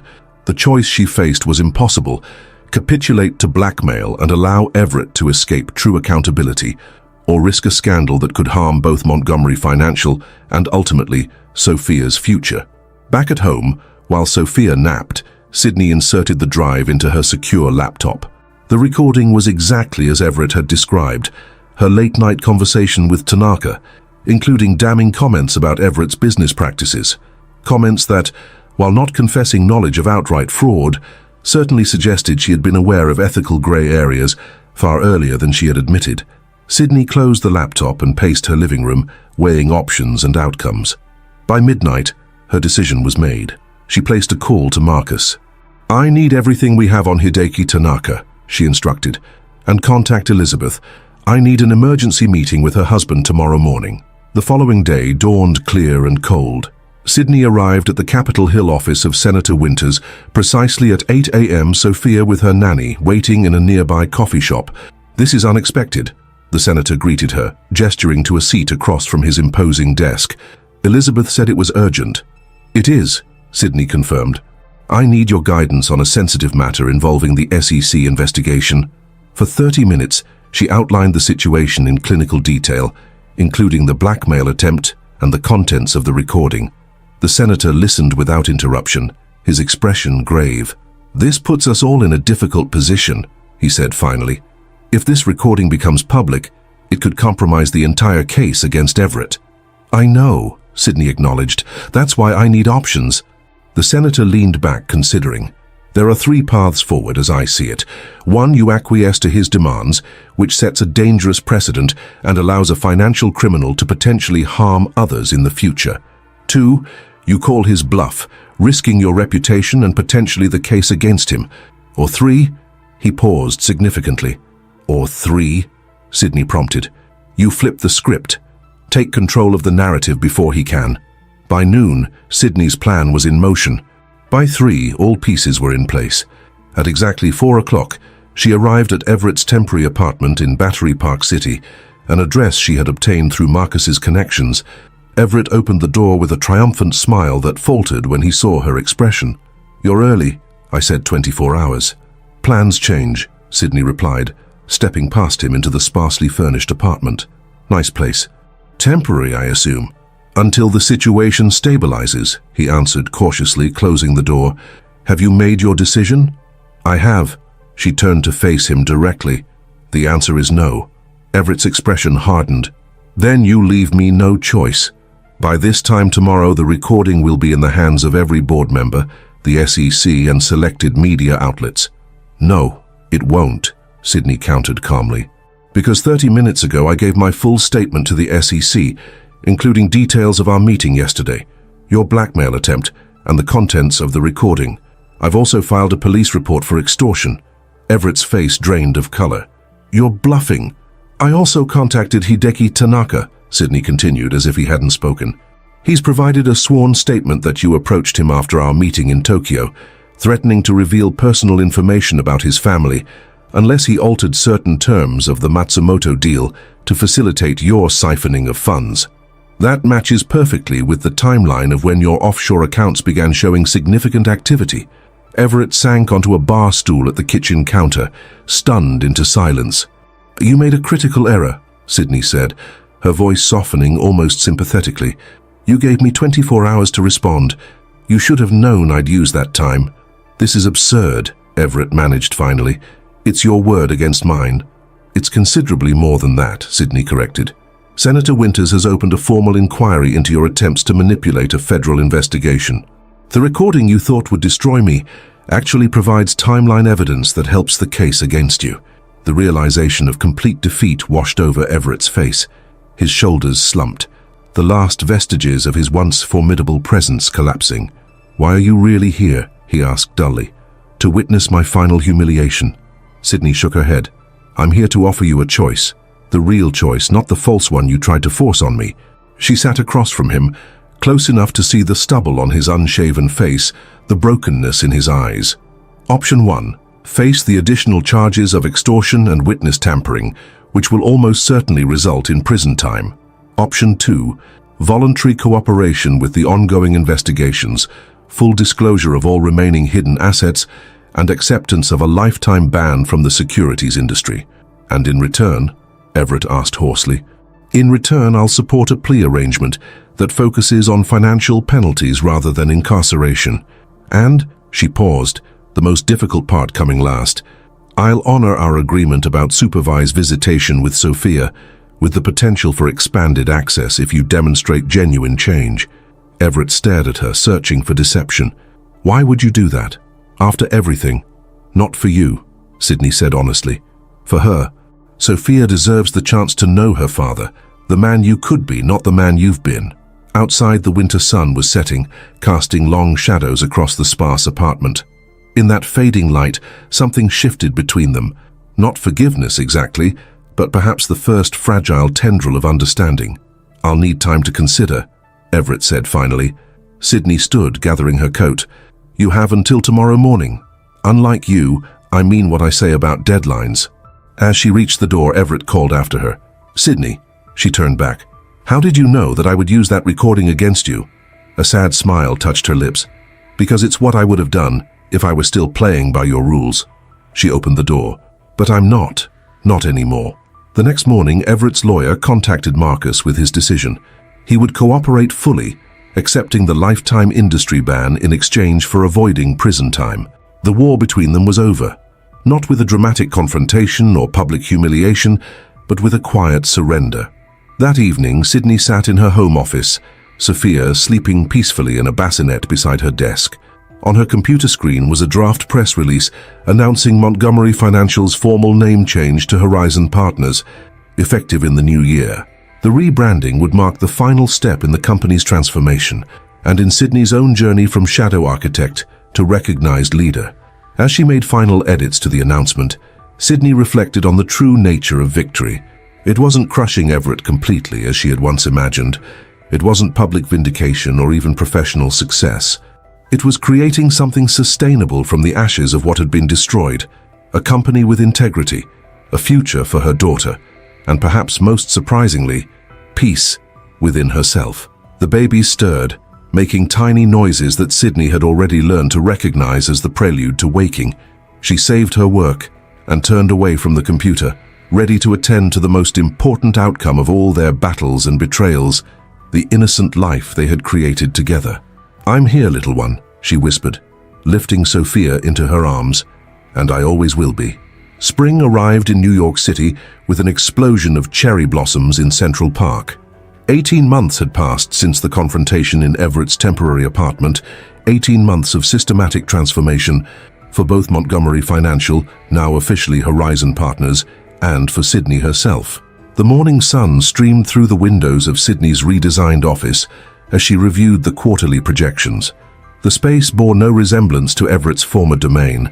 Gone were the dark woods and masculine hunting prints, replaced by clean lines, natural light, and a single striking painting, a commissioned work showing a woman architect reviewing blueprints, her face in profile reminiscent of Sydney's own. More practical changes included the addition of a small adjoining room where Sophia could play under the watchful eye of her nanny during late meetings or emergencies. The Asian expansion numbers exceed projections by 22%, Rebecca noted, highlighting figures on her tablet. David's fintech integration is already showing returns. Sydney nodded, satisfied but not surprised. "The board meeting is at 11? "Yes, and you have the Forbes interview at 2. They're sending Annie Leibovitz for the photo shoot." Sydney suppressed a smile. The Forbes feature had been in development for months, a cover story titled "The Architect of Accountability." documenting her transformation of Horizon Partners from a scandal-plagued investment firm to a leader in transparent financial practices. "Remind me to leave by 5, Sydney said, checking her calendar. "It's Sophia's swim class today. I promised I wouldn't miss it again." As Rebecca departed, Marcus appeared in the doorway, his expression somber. "The SEC just issued their final ruling on Everett's case." Sydney gestured for him to enter and close the door. "And? 8-figure financial penalties, lifetime ban from the securities industry, 3 years probation. No prison time, as per the agreement." Marcus set the official document on her desk. "It's over, Sydney. Officially over." She ran her fingers over the embossed seal of the Securities and Exchange Commission, feeling a complex mix of emotions. "Have you heard from him?" "His attorney confirms he's liquidating his remaining legitimate assets to pay the penalties. He's still seeing Sophia twice a month." Sydney nodded. "Supervised visits. He's been consistent." She hesitated. "Different." The transformation in Everett had been unexpected. After his capitulation, he had retreated from public view, selling his remaining properties and settling in a modest Connecticut home. His supervised visits with Sophia had begun awkwardly, but gradually evolved into something approaching genuine paternal care. The arrogance that had defined him on Wall Street had diminished, not gone entirely, but tempered by humility that sometimes, in unguarded moments, appeared sincere. "Does Elizabeth know about the ruling?" Sydney asked, referring to their board chair who had been instrumental in the company's rehabilitation. "I called her first thing. She said, and I quote, 'Good. Now perhaps we can all finally move forward.'" Moving forward had become Sydney's mantra over these 18 months. Moving forward with corporate governance reforms that had made Horizon Partners a case study at business schools. Moving forward with innovative investment approaches that prioritized sustainability and ethical returns. Moving forward with her personal life as a single mother, building new traditions with her daughter. "The Tanaka delegation arrives next Tuesday," Sydney noted, changing the subject. "Ensure their accommodations highlight the sustainability initiatives they're interested in, and schedule extra time for the cultural events. Tanaka-san appreciates the relationship-building aspects." "Already arranged." He specifically requested to meet Sophia this time, Marcus added with a small smile. "Apparently he was quite taken with her photos on your desk during his last visit." Sydney returned the smile. "Schedule a dinner at my home then. Sophia can make an appearance before bedtime." After Marcus left, Sydney allowed herself a moment of reflection. The SEC ruling marked the final chapter in the saga that had begun with her decision to expose Everett's fraud. The professional consequences had played out exactly as planned. The personal ones had been more complicated. Her intercom buzzed. "Ms. Montgomery, there's a delivery for you." Moments later, her assistant entered carrying a simple white envelope. Inside was a single sheet of expensive stationery bearing Everett's handwriting. "Sydney, I've been informed of the SEC's final ruling. The end of a chapter for both of us, I suppose. I've enclosed something I thought you should have, a record of my contribution to Sophia's future that I hope demonstrates my commitment to being a father she might someday respect, even if she can never be proud of my past. Everett." Beneath his note was a bank statement showing a trust established in Sophia's name, funded with the majority of Everett's remaining legitimate assets. A substantial sum that would secure their daughter's education and early adult life. He had named Sydney as sole trustee, giving her complete control over the funds. This gesture, relinquishing not just the money but the control it represented, struck Sydney more powerfully than she had expected. It wasn't redemption, but perhaps it was the beginning of something like atonement. She placed the documents in her desk drawer and turned her attention to preparation for the board meeting. No time for sentimentality, not with Horizon Partners on the verge of its most ambitious expansion yet. The Forbes photoshoot took place in Sydney's home, a decision that had initially made her uncomfortable, but that Annie Leibovitz had insisted upon. "I want to capture the whole woman," the legendary photographer had explained, "not just the CEO." Now, as the crew arranged lighting in her living room, Sydney watched Sophia playing with blocks on a blanket, oblivious to the commotion around her. At 21 months, she was a curious, determined child who approached life's challenges with focused intensity that sometimes made Sydney laugh with recognition. "She has your concentration," observed Leibovitz, adjusting her camera, "and perhaps her father's jaw." Sydney raised an eyebrow. "You've done your research. It's a business profile but also a human story. the photographer replied unapologetically. The woman who exposed her husband's financial crimes while carrying his child then rebuilt the company in her own image. It's compelling. It wasn't about revenge, Sydney said reflexively, the clarification she'd made countless times. No, Leibovitz agreed, studying her through the viewfinder. It was about justice. That's what makes it interesting. Revenge is common. Justice is rare. The photo shoot progressed through multiple setups. Sydney at her home office desk, Sydney with Sophia, Sydney standing before the New York skyline visible from her terrace. Throughout, the journalist conducted her interview, exploring the journey from exposed fraud to corporate transformation. Looking back, the journalist asked as they concluded, would you have done anything differently? Sydney considered the question carefully. I would have trusted my instincts sooner, she finally answered. Both professionally and personally. I knew things weren't right long before I acted. That's a regret I carry. And Everett Montgomery? Do you think he deserved a second chance? Second chances aren't about deserving, Sydney replied. They're about capacity for change. The jury's still out on that one. After the Forbes team departed, Sydney sat alone with Sophia, reading her favorite storybook as evening fell. These quiet moments had become sacred, an anchor in her busy life and a reminder of what ultimately mattered most. Her phone buzzed with a text from David. Japanese market responding positively to Tanaka partnership announcement.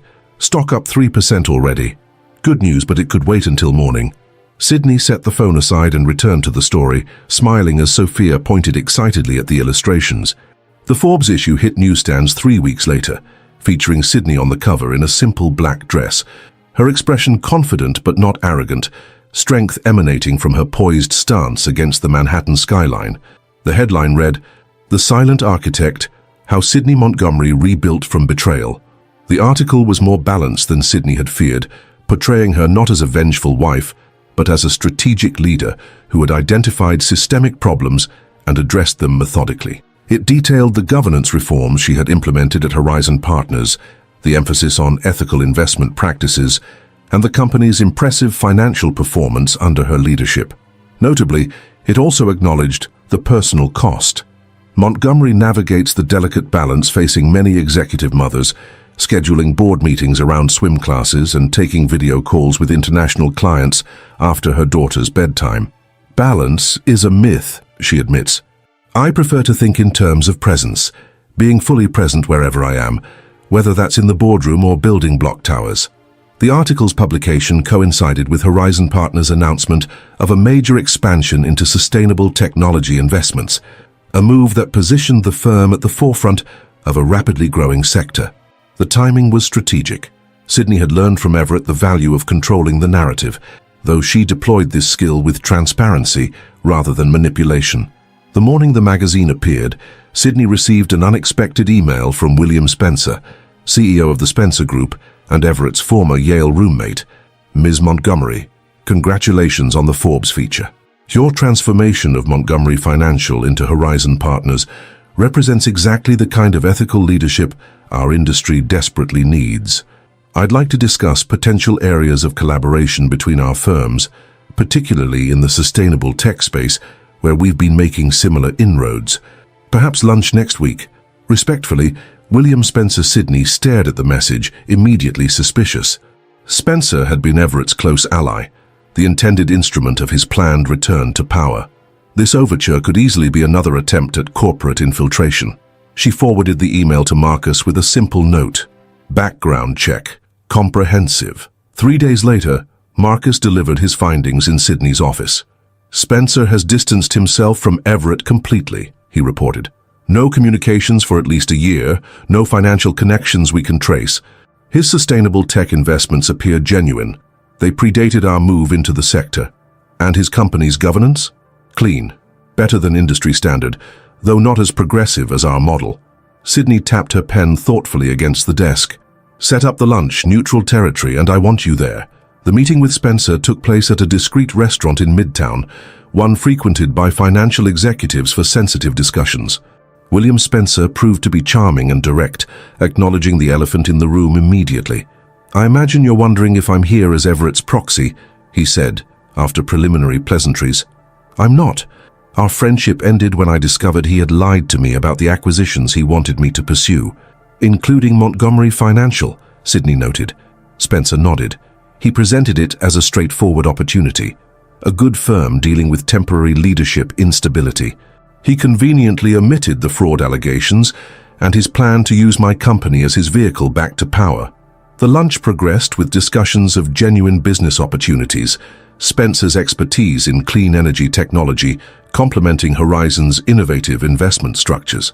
By the time coffee arrived, Sydney had revised her assessment from suspicious to cautiously optimistic. "One last question," she said, as they prepared to leave. "Have you had any contact with Everett recently?" Spencer hesitated. "I saw him about 2 months ago, not by choice. We both attended the funeral of a mutual friend from Yale." His expression grew somber. "He's changed. Whether that change is genuine or another performance, I couldn't say." Sydney nodded, filing away this observation with others she had collected. The question of Everett's capacity for authentic transformation remained open, complex, and, she had to admit, still personally significant, despite her best efforts to view him clinically. Summer arrived with record heat and new challenges. Horizon Partners' expansion created growing pains that required Sydney's constant attention. Competing firms began poaching talent, necessitating a comprehensive review of compensation and advancement opportunities. The sustainable tech investments showed promise, but demanded intensive monitoring during their early stages. Through it all, Sydney maintained her commitment to balanced presence, restructuring her schedule to preserve her mornings with Sophia before preschool and her early evenings for bath and bedtime rituals. The arrangement wasn't perfect. Emergency calls occasionally interrupted, and international clients sometimes required late-night attention, but it represented a workable compromise between her professional responsibilities and maternal priorities. In late July, as the city sweltered, Sydney received an unexpected call from Elizabeth Winters. "I need to speak with you," the board chair said without preamble. "Tonight, if possible. My home, not the office." "Is everything all right?" Sydney asked, immediately concerned. "It will be," Elizabeth replied cryptically. 8 o'clock? Sydney arrived at the Winters' Upper East Side townhouse precisely on time, still dressed in her office attire, but slightly wilted from the oppressive humidity. Elizabeth greeted her with uncharacteristic tension in her usually composed features. "Thank you for coming," she said, leading Sydney to a private study where Senator Winters was already seated. "James has information you need to hear directly." The senator gestured for Sydney to sit. "What I'm about to share came through confidential channels. Officially, this conversation isn't happening." Sydney nodded her understanding, apprehension building. "A consortium based in Dubai has been quietly acquiring Horizon Partners stock through various fronts for the past 4 months," he continued. "They now control nearly 15%. Not enough for a takeover, but enough to cause significant disruption if they choose." "Who's behind it?" Sydney asked, though she already suspected the answer. "The visible money comes from legitimate UAE investment firms," the senator explained, "but our intelligence suggests they're acting on behalf of a silent partner, someone with intimate knowledge of your company's structure and vulnerabilities." "Everett," Sydney confirmed flatly. "We can't prove it," Elizabeth interjected, "but the pattern matches his typical approach to acquisitions." Sydney processed this information, anger and disappointment warring within her. After all this time, after appearing to accept his fall from grace with something resembling dignity, Everett was orchestrating another attempt to reclaim control. "What's their likely play?" she asked, her strategic mind already analyzing defensive options. "They'll probably accumulate up to 20%, then demand board representation," Senator Winters theorized. "From there, they could block major initiatives, push for leadership changes, or simply create enough internal chaos to depress your stock price before launching a full takeover bid." "Can we block the stock purchases?" The senator shook his head. "Not legally, no, but you can make Horizon less attractive as a target by implementing a poison pill provision." Sydney considered this option. A poison pill would effectively prevent a hostile takeover by making additional stock purchases prohibitively expensive once a threshold was reached. It was a standard defensive measure, but one she had philosophically opposed for its anti-shareholder implications. "That's a last resort," she decided. "First, I want confirmation. If Everett is behind this, I need proof." "My sources are working on it," the senator assured her.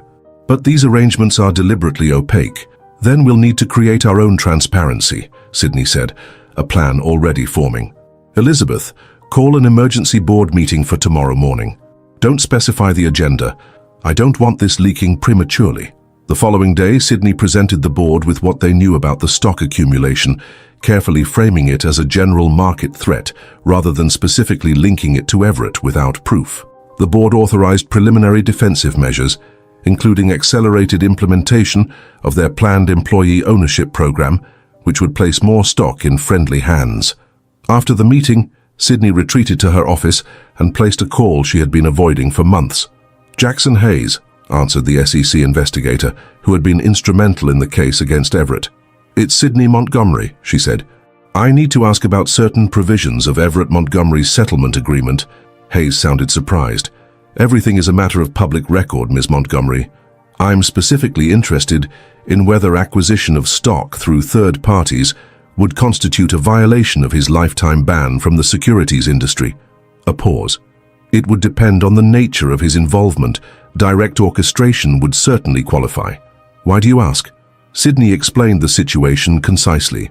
Hayes' tone shifted from professional courtesy to focused interest. This merits investigation, he acknowledged. I'll need documentation of the purchases and any evidence suggesting Mr. Montgomery's involvement. You'll have everything we have by end of day, Sydney promised. The next week passed in a blur of strategic planning and defensive preparations. Sydney worked late into each night after putting Sophia to bed, analyzing vulnerabilities and developing countermeasures. The weight of potential failure pressed heavily, not just professional failure but personal betrayal.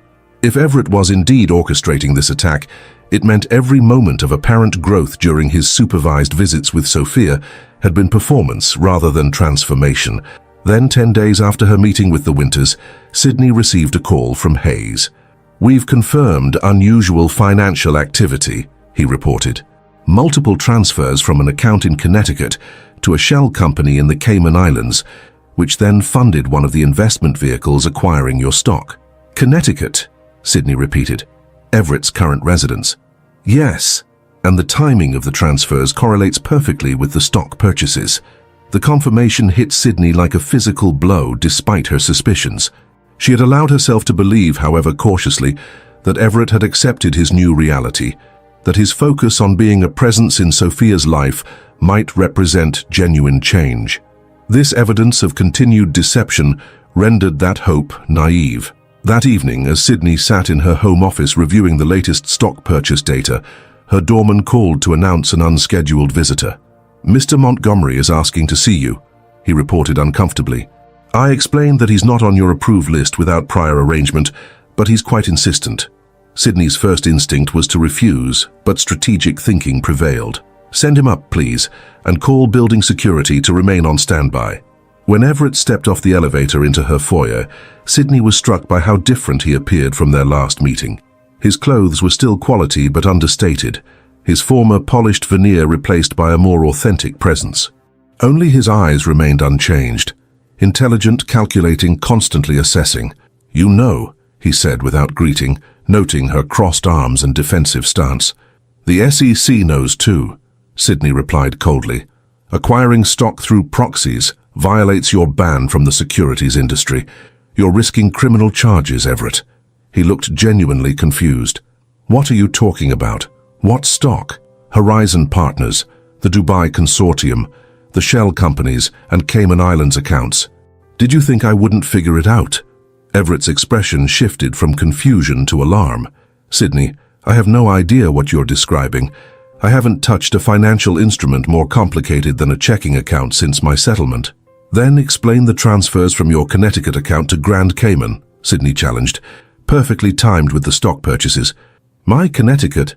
Everett stopped abruptly, understanding dawning. You mean the payments to Caroline's medical team? Sydney faltered. What medical team? Everett ran a hand through his hair, a gesture of genuine distress she recognized from their early years together. My sister, Caroline, she was diagnosed with stage 4 ovarian cancer 6 months ago. She's receiving experimental treatment through a clinic that operates out of Grand Cayman for regulatory reasons. The transfers are paying for her treatment. The explanation was so unexpected so far from the financial machinations she had assumed that Sydney momentarily lost her footing in the conversation. "Your sister has cancer?" she asked, recalibrating. "You never mentioned—" "We've hardly been on speaking terms," Everett pointed out, "and my family relationships weren't exactly on the approved topics list for supervised visitation." Sydney studied him, searching for signs of deception. "This is verifiable?" "Completely. Call Mount Sinai right now. Dr. Levinson is her primary oncologist here in the city. The Cayman clinic is called Genesis Therapeutics." He pulled out his phone, scrolling to find information. "I can give you account numbers, doctor names, everything." The sincerity in his voice gave Sydney pause. She had been so certain of his involvement that this alternative explanation seemed almost too convenient. And yet, if not you, then who? She wondered aloud. The pattern is too precise, the targeting too specific to be coincidence. "May I?" Everett gestured toward her laptop. After a moment's hesitation, Sydney turned the screen to show him the data on the stock acquisitions. He studied the information with the focused intensity that had once made him a formidable financial analyst. "These entities," he said, pointing to several names, "they're connected to William Spencer." "Spencer?" Sydney echoed, surprised. "We've been in partnership talks. He approached me directly." "Classic misdirection," Everett noted, continuing to analyze the data.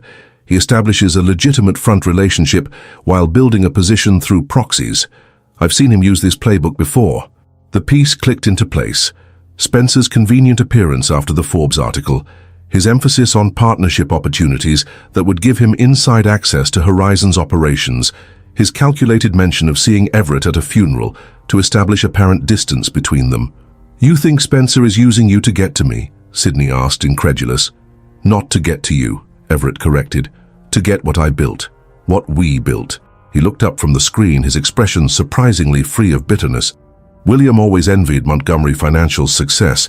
If he can acquire it now, while disguising his role until it's too late, he'd consider that a win regardless of who's currently in charge. Sydney sank into a chair, reassessing everything in light of this new theory. "I'll need to verify your explanation about Caroline and the medical payments." "Of course," Everett agreed readily. "I'll have Dr. Levinson call you first thing tomorrow." An uncomfortable silence fell between them, the first time they had spoken outside the structured environment of supervised visitation in nearly 2 years. Sydney suddenly became aware of family photos visible on the side table. Sophia at the park, Sophia in her swim class, Sophia laughing in Sydney's arms. Everett's gaze followed hers to the photographs. "She's growing so fast," he said softly. "Every 2 weeks she seems like a different person." Sydney nodded, momentarily united by their shared connection to their daughter. "She asked about you yesterday, wanted to know when Daddy's special time would be." A smile touched Everett's lips, not the calculated expression he had once used to charm investors, but something more genuine. "I've been practicing those songs she likes, the ones with the hand movements." "She'll love that," Sydney acknowledged. Then, refocusing, "If Spencer is behind this, we need to move quickly. The next board meeting is Tuesday, and he's expecting an answer on the partnership proposal." "Set a trap," Everett suggested immediately, the strategic mind that had once built a financial empire engaging with the problem. "Give him what he wants, but structure it to reveal his true intentions." For the next hour they developed a counter-strategy, not as adversaries but as reluctant allies against a common threat.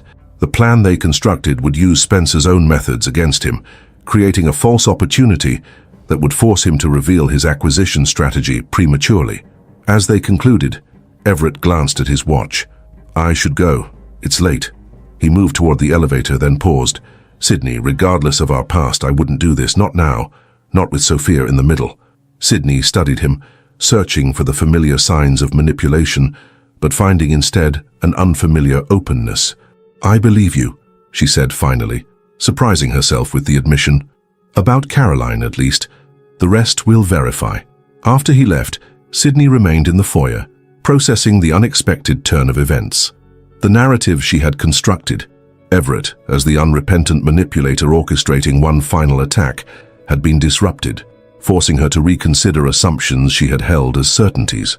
As she checked on sleeping Sophia before retiring to her own room, Sydney found herself contemplating the possibility that people, even those who had caused immense harm, might sometimes change in ways that defied easy categorization.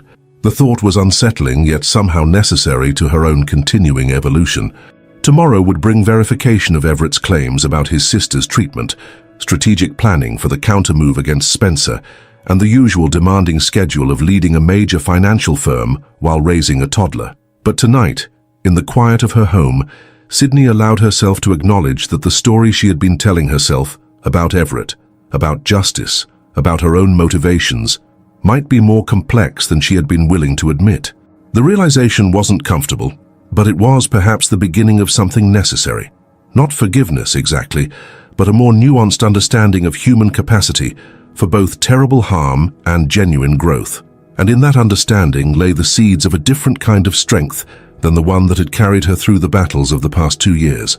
As Sydney drifted towards sleep, her mind still working through the implications of the day's revelations, her phone lit up with a text from an unknown number. Check international wire transfers from Spencer's Mauritius account. Follow the money to Jakarta. You'll find what you need there. The message was unsigned, but Sydney knew immediately it was from Everett. The rivalry that had defined their relationship was transforming into something unexpected, a reluctant alliance against a new threat. And within that transformation lay the potential for a final, surprising twist in the story neither of them could have anticipated. The Manhattan skyline glowed golden in the late afternoon light as Sydney Montgomery stood at the floor-to-ceiling windows of the Horizon Partners executive suite.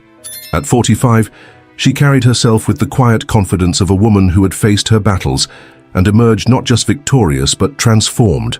Silver threads now wove elegantly through her auburn hair, subtle markers of the years that had passed since those tumultuous days when she had reclaimed her destiny. "Mum, are you daydreaming again?" Sydney turned to find Sophia standing in the doorway, her school backpack slung casually over one shoulder. At 13, she was already showing signs of the woman she would become, tall for her age, with Everett's piercing dark eyes and Sydney's determined chin. "Not daydreaming," Sydney corrected with a smile. "Reflecting. There's a difference." "On what?" Sophia dropped into the visitor's chair with teenage nonchalance. Sydney gestured toward the desk where a framed magazine cover stood, the Forbes issue from nearly 12 years earlier, now a relic of another life. History, choices, consequences. Sophia rolled her eyes good-naturedly. "Dad says you get philosophical before board meetings." "Does he now?" Sydney raised an eyebrow, amused rather than irritated by the observation. "And what else does your father say about me?" "That you're the smartest person he's ever known," Sophia replied matter-of-factly, "and that watching you build Horizon Partners taught him more than Harvard and Yale combined." Sydney absorbed this with quiet surprise. Such acknowledgments from Everett were rare, especially to their daughter, who had been carefully shielded from the worst details of their past conflict. The journey from adversaries to functional co-parents had been neither quick nor easy. After the Spencer incident, which had ended with William Spencer facing federal charges for securities manipulation and attempted corporate espionage, Everett had gradually proven himself worthy of increased time with Sophia. The supervised visits had given way to occasional unsupervised afternoons, then weekends, eventually settling into a structured co-parenting arrangement that prioritized Sophia's well-being above lingering resentments. Everett had rebuilt his life not in finance, but, surprisingly, in education. After his sister Caroline's successful cancer treatment, the medical payments that had initially raised Sydney's suspicions, he had founded a non-profit focused on financial literacy for underprivileged youth. The program had grown into a nationally recognized model, providing inner-city students with practical knowledge about money management, entrepreneurship, and ethical business practices. "Your speech starts in 40 minutes, Sophia reminded her, checking the sleek watch she'd received for her last birthday, a gift from both parents, selected together in one of their rare moments of perfect alignment. "Dad's already downstairs with Grandma Elizabeth." Sydney nodded, gathering her notes for the evening's event. The 10th anniversary celebration of the Horizon Foundation, the philanthropic arm of Horizon Partners that had become her most personal achievement. Under her leadership, the company had not only flourished financially, but had reinvented corporate responsibility in the financial sector, setting standards that competitors now raced to emulate. "How do I look?" Sydney asked, smoothing her tailored navy dress. Sophia tilted her head critically, like the most powerful woman in finance, but maybe a little more lipstick. Sydney laughed, reaching for her purse. "When did you become such an image consultant?" "Someone has to look after you," Sophia replied with the mixture of adolescent sassiness and genuine concern that characterized their relationship. "Dad says you'd work 24 hours a day if no one stopped you." "Your father should talk," Sydney murmured, applying the suggested lipstick. "I've seen his calendar." They took the private elevator down to the event space, where hundreds of guests were gathering to celebrate the Foundation's decade of impact. As they stepped into the reception area, Sydney immediately spotted Everett in conversation with Elizabeth Winters, now in her 70s but still commanding respect with her elegant presence. For a moment, Sydney observed him unnoticed. At 55, Everett Montgomery retained the charismatic presence that had once dominated Wall Street, though it now served different purposes. The arrogance had mellowed into confidence, tempered by humility. His expensive suits had given way to more modest attire that reflected his current work rather than his former status. Sophia waved, catching his attention. He excused himself from Elizabeth and approached them, his smile genuine as he greeted his daughter with a quick hug. "You look nice," he said to Sydney, the compliment simple but sincere. "Thanks," she replied. "Sophia thinks I need more lipstick."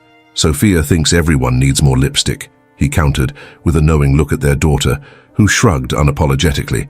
"The governor just arrived," Everett informed them, shifting to business, "and the Times reporter wants 5 minutes before you speak." Sydney nodded, grateful for his practical focus. Their ability to function as a team in Sophia's presence had become one of their greatest achievements, a testament to growth neither had thought possible in the aftermath of their conflict. "I need to find Rebecca," Sydney said. "Sophia, stay with your father." "Actually," Everett interjected, "I thought she might want to come meet Dr. Williams from Columbia. She's the one who developed that engineering program Sophia's interested in." Sophia's eyes lit up. "Really? She's here?" Sydney watched them go, struck by how naturally Everett had shifted into supporting their daughter's interests and ambitions, so different from the man who had once dismissed Sydney's own contributions with casual arrogance. The evening progressed smoothly, culminating in Sydney's address to the assembled guests. Standing at the podium, she surveyed the room filled with business leaders, non-profit partners, educators, and beneficiaries of the Foundation's programs. 10 years ago, she began, Horizon Partners made a commitment not just to ethical financial practices, but to positive social impact. We recognized that true success isn't measured quarterly, but generationally, not by market cap, but by lives improved. As she spoke about the Foundation's achievements, educational initiatives, community development projects, environmental sustainability programs, Sydney found herself making unplanned eye contact with Everett, who stood at the back of the room with Sophia beside him. Something unspoken passed between them, acknowledgement perhaps of how far they had come from those days of betrayal and retribution. After the speech, as guests mingled and networked, Sydney found herself momentarily alone on the terrace overlooking the city. The spring air carried the promise of renewal, a fitting metaphor for the evening's celebrations. "Impressive speech," came Everett's voice as he joined her at the railing. "The Foundation has become something extraordinary." "Thank you," she said simply. "Your educational programs have been instrumental partners." He nodded, accepting the professional acknowledgement. They stood in companionable silence for a moment, watching the city lights emerge as dusk deepened. "I never thanked you properly," Everett said suddenly. Sydney turned to him, puzzled. "For what?" "For not destroying me completely when you had the chance." His gaze remained on the horizon. "You could have. You had every right to, but you left room for—" "Redemption," Sydney supplied when he trailed off. "Transformation," he corrected.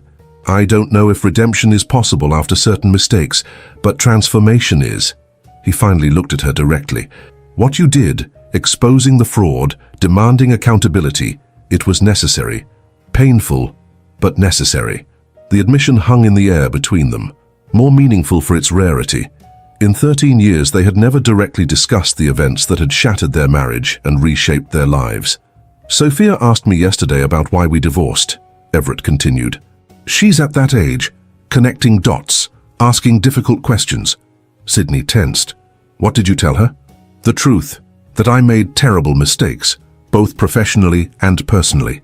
that I betrayed not just our clients, but you, that the consequences were justified.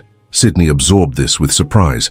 They had agreed years ago on an age-appropriate narrative for Sophia that emphasized incompatibility rather than betrayal, protecting her from the harsher realities until she was older. She deserves honesty, Everett added, seeing Sydney's expression. Not every detail, but the fundamental truth. I won't have her believing a sanitized version that might lead her to repeat my mistakes. The statement revealed a depth of self-awareness that the old Everett had never possessed. Sydney found herself nodding slowly in agreement. She also asked if I ever regretted losing you. He continued, his voice quieter. I told her that was the wrong question. Oh, Sydney raised an eyebrow. What's the right question? Whether I'm grateful for what came after, and I am. His expression was unguarded, perhaps for the first time in their long history. Not just for the time with Sophia, but for the person I've become because of the fall. I needed to lose everything to find something worth having. The simple sincerity of his words touched something in Sydney that she had long thought dormant. Not love, certainly, but understanding. Recognition of a shared journey through different landscapes. I should find Sophia, Sydney said after a moment. It's getting late. Everett nodded, the moment passing naturally. She mentioned the science exhibition this weekend. I know it's technically my weekend, but I thought maybe we could both go. She'd like that. I'd like that too, Sydney agreed, surprising herself with the realization that it was true. As they returned to the reception, Sydney caught sight of Sophia deep in conversation with Rebecca's teenage son, her animated gestures reflecting her father's enthusiasm, her thoughtful pauses echoing Sydney's own deliberative style. In their daughter, the best of both of them lived on, untainted by past conflicts. Later that night, after the event concluded and Sophia had gone home with Everett for his scheduled weekend, Sydney stood once more at the windows of her Upper West Side apartment. The city sprawled before her, a tapestry of lights and shadows, much like the journey that had brought her to this moment. On her desk lay the final draft of her memoir, completed after years of careful writing. The Silent Architect would be published next month, telling her story in her own words for the first time. Not a tale of revenge or vindication, but of accountability, transformation, and the complex path to authentic power. The last paragraph read, "There is no perfect justice in an imperfect world. There is only the choice to build rather than destroy, to transform rather than condemn, to move forward rather than remain captive to the past." In architecture, whether of buildings or lives or companies, the true test is not how quickly we construct, but how meaningfully we endure.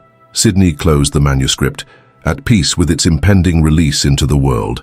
The woman who had once meticulously planned the exposure of her husband's fraud had become someone different, not softer, but wiser, not less determined, but more compassionate in her determination. The phone on her desk lit up with a text from Sophia. "Dad says to remind you about lunch tomorrow to plan the summer program. P.S. I think he's nervous about your book." Sydney smiled, typing back, "Tell him the villain always gets the most interesting chapters." A moment later, a response. He laughed and said that's what he's afraid of. In that simple exchange lay the most unexpected outcome of all, not the professional success or public vindication, but the hard-won peace that allowed two people who had once inflicted profound pain upon each other to find a way forward for the sake of something more important than either of their egos. As Sydney turned from the window, she caught her reflection. A woman who had architected not just a company or a career, but a life of integrity and purpose.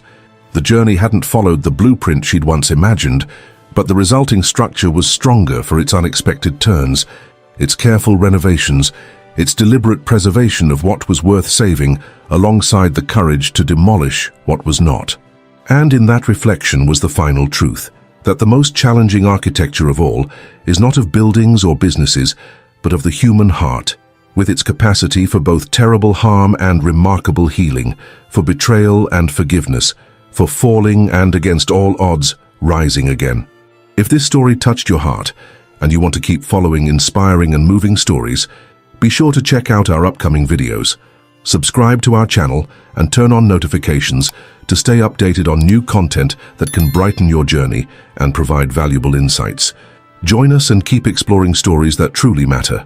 I'm sure the next video that pops up on your screen will touch you as well, so click on it now and we'll see you there.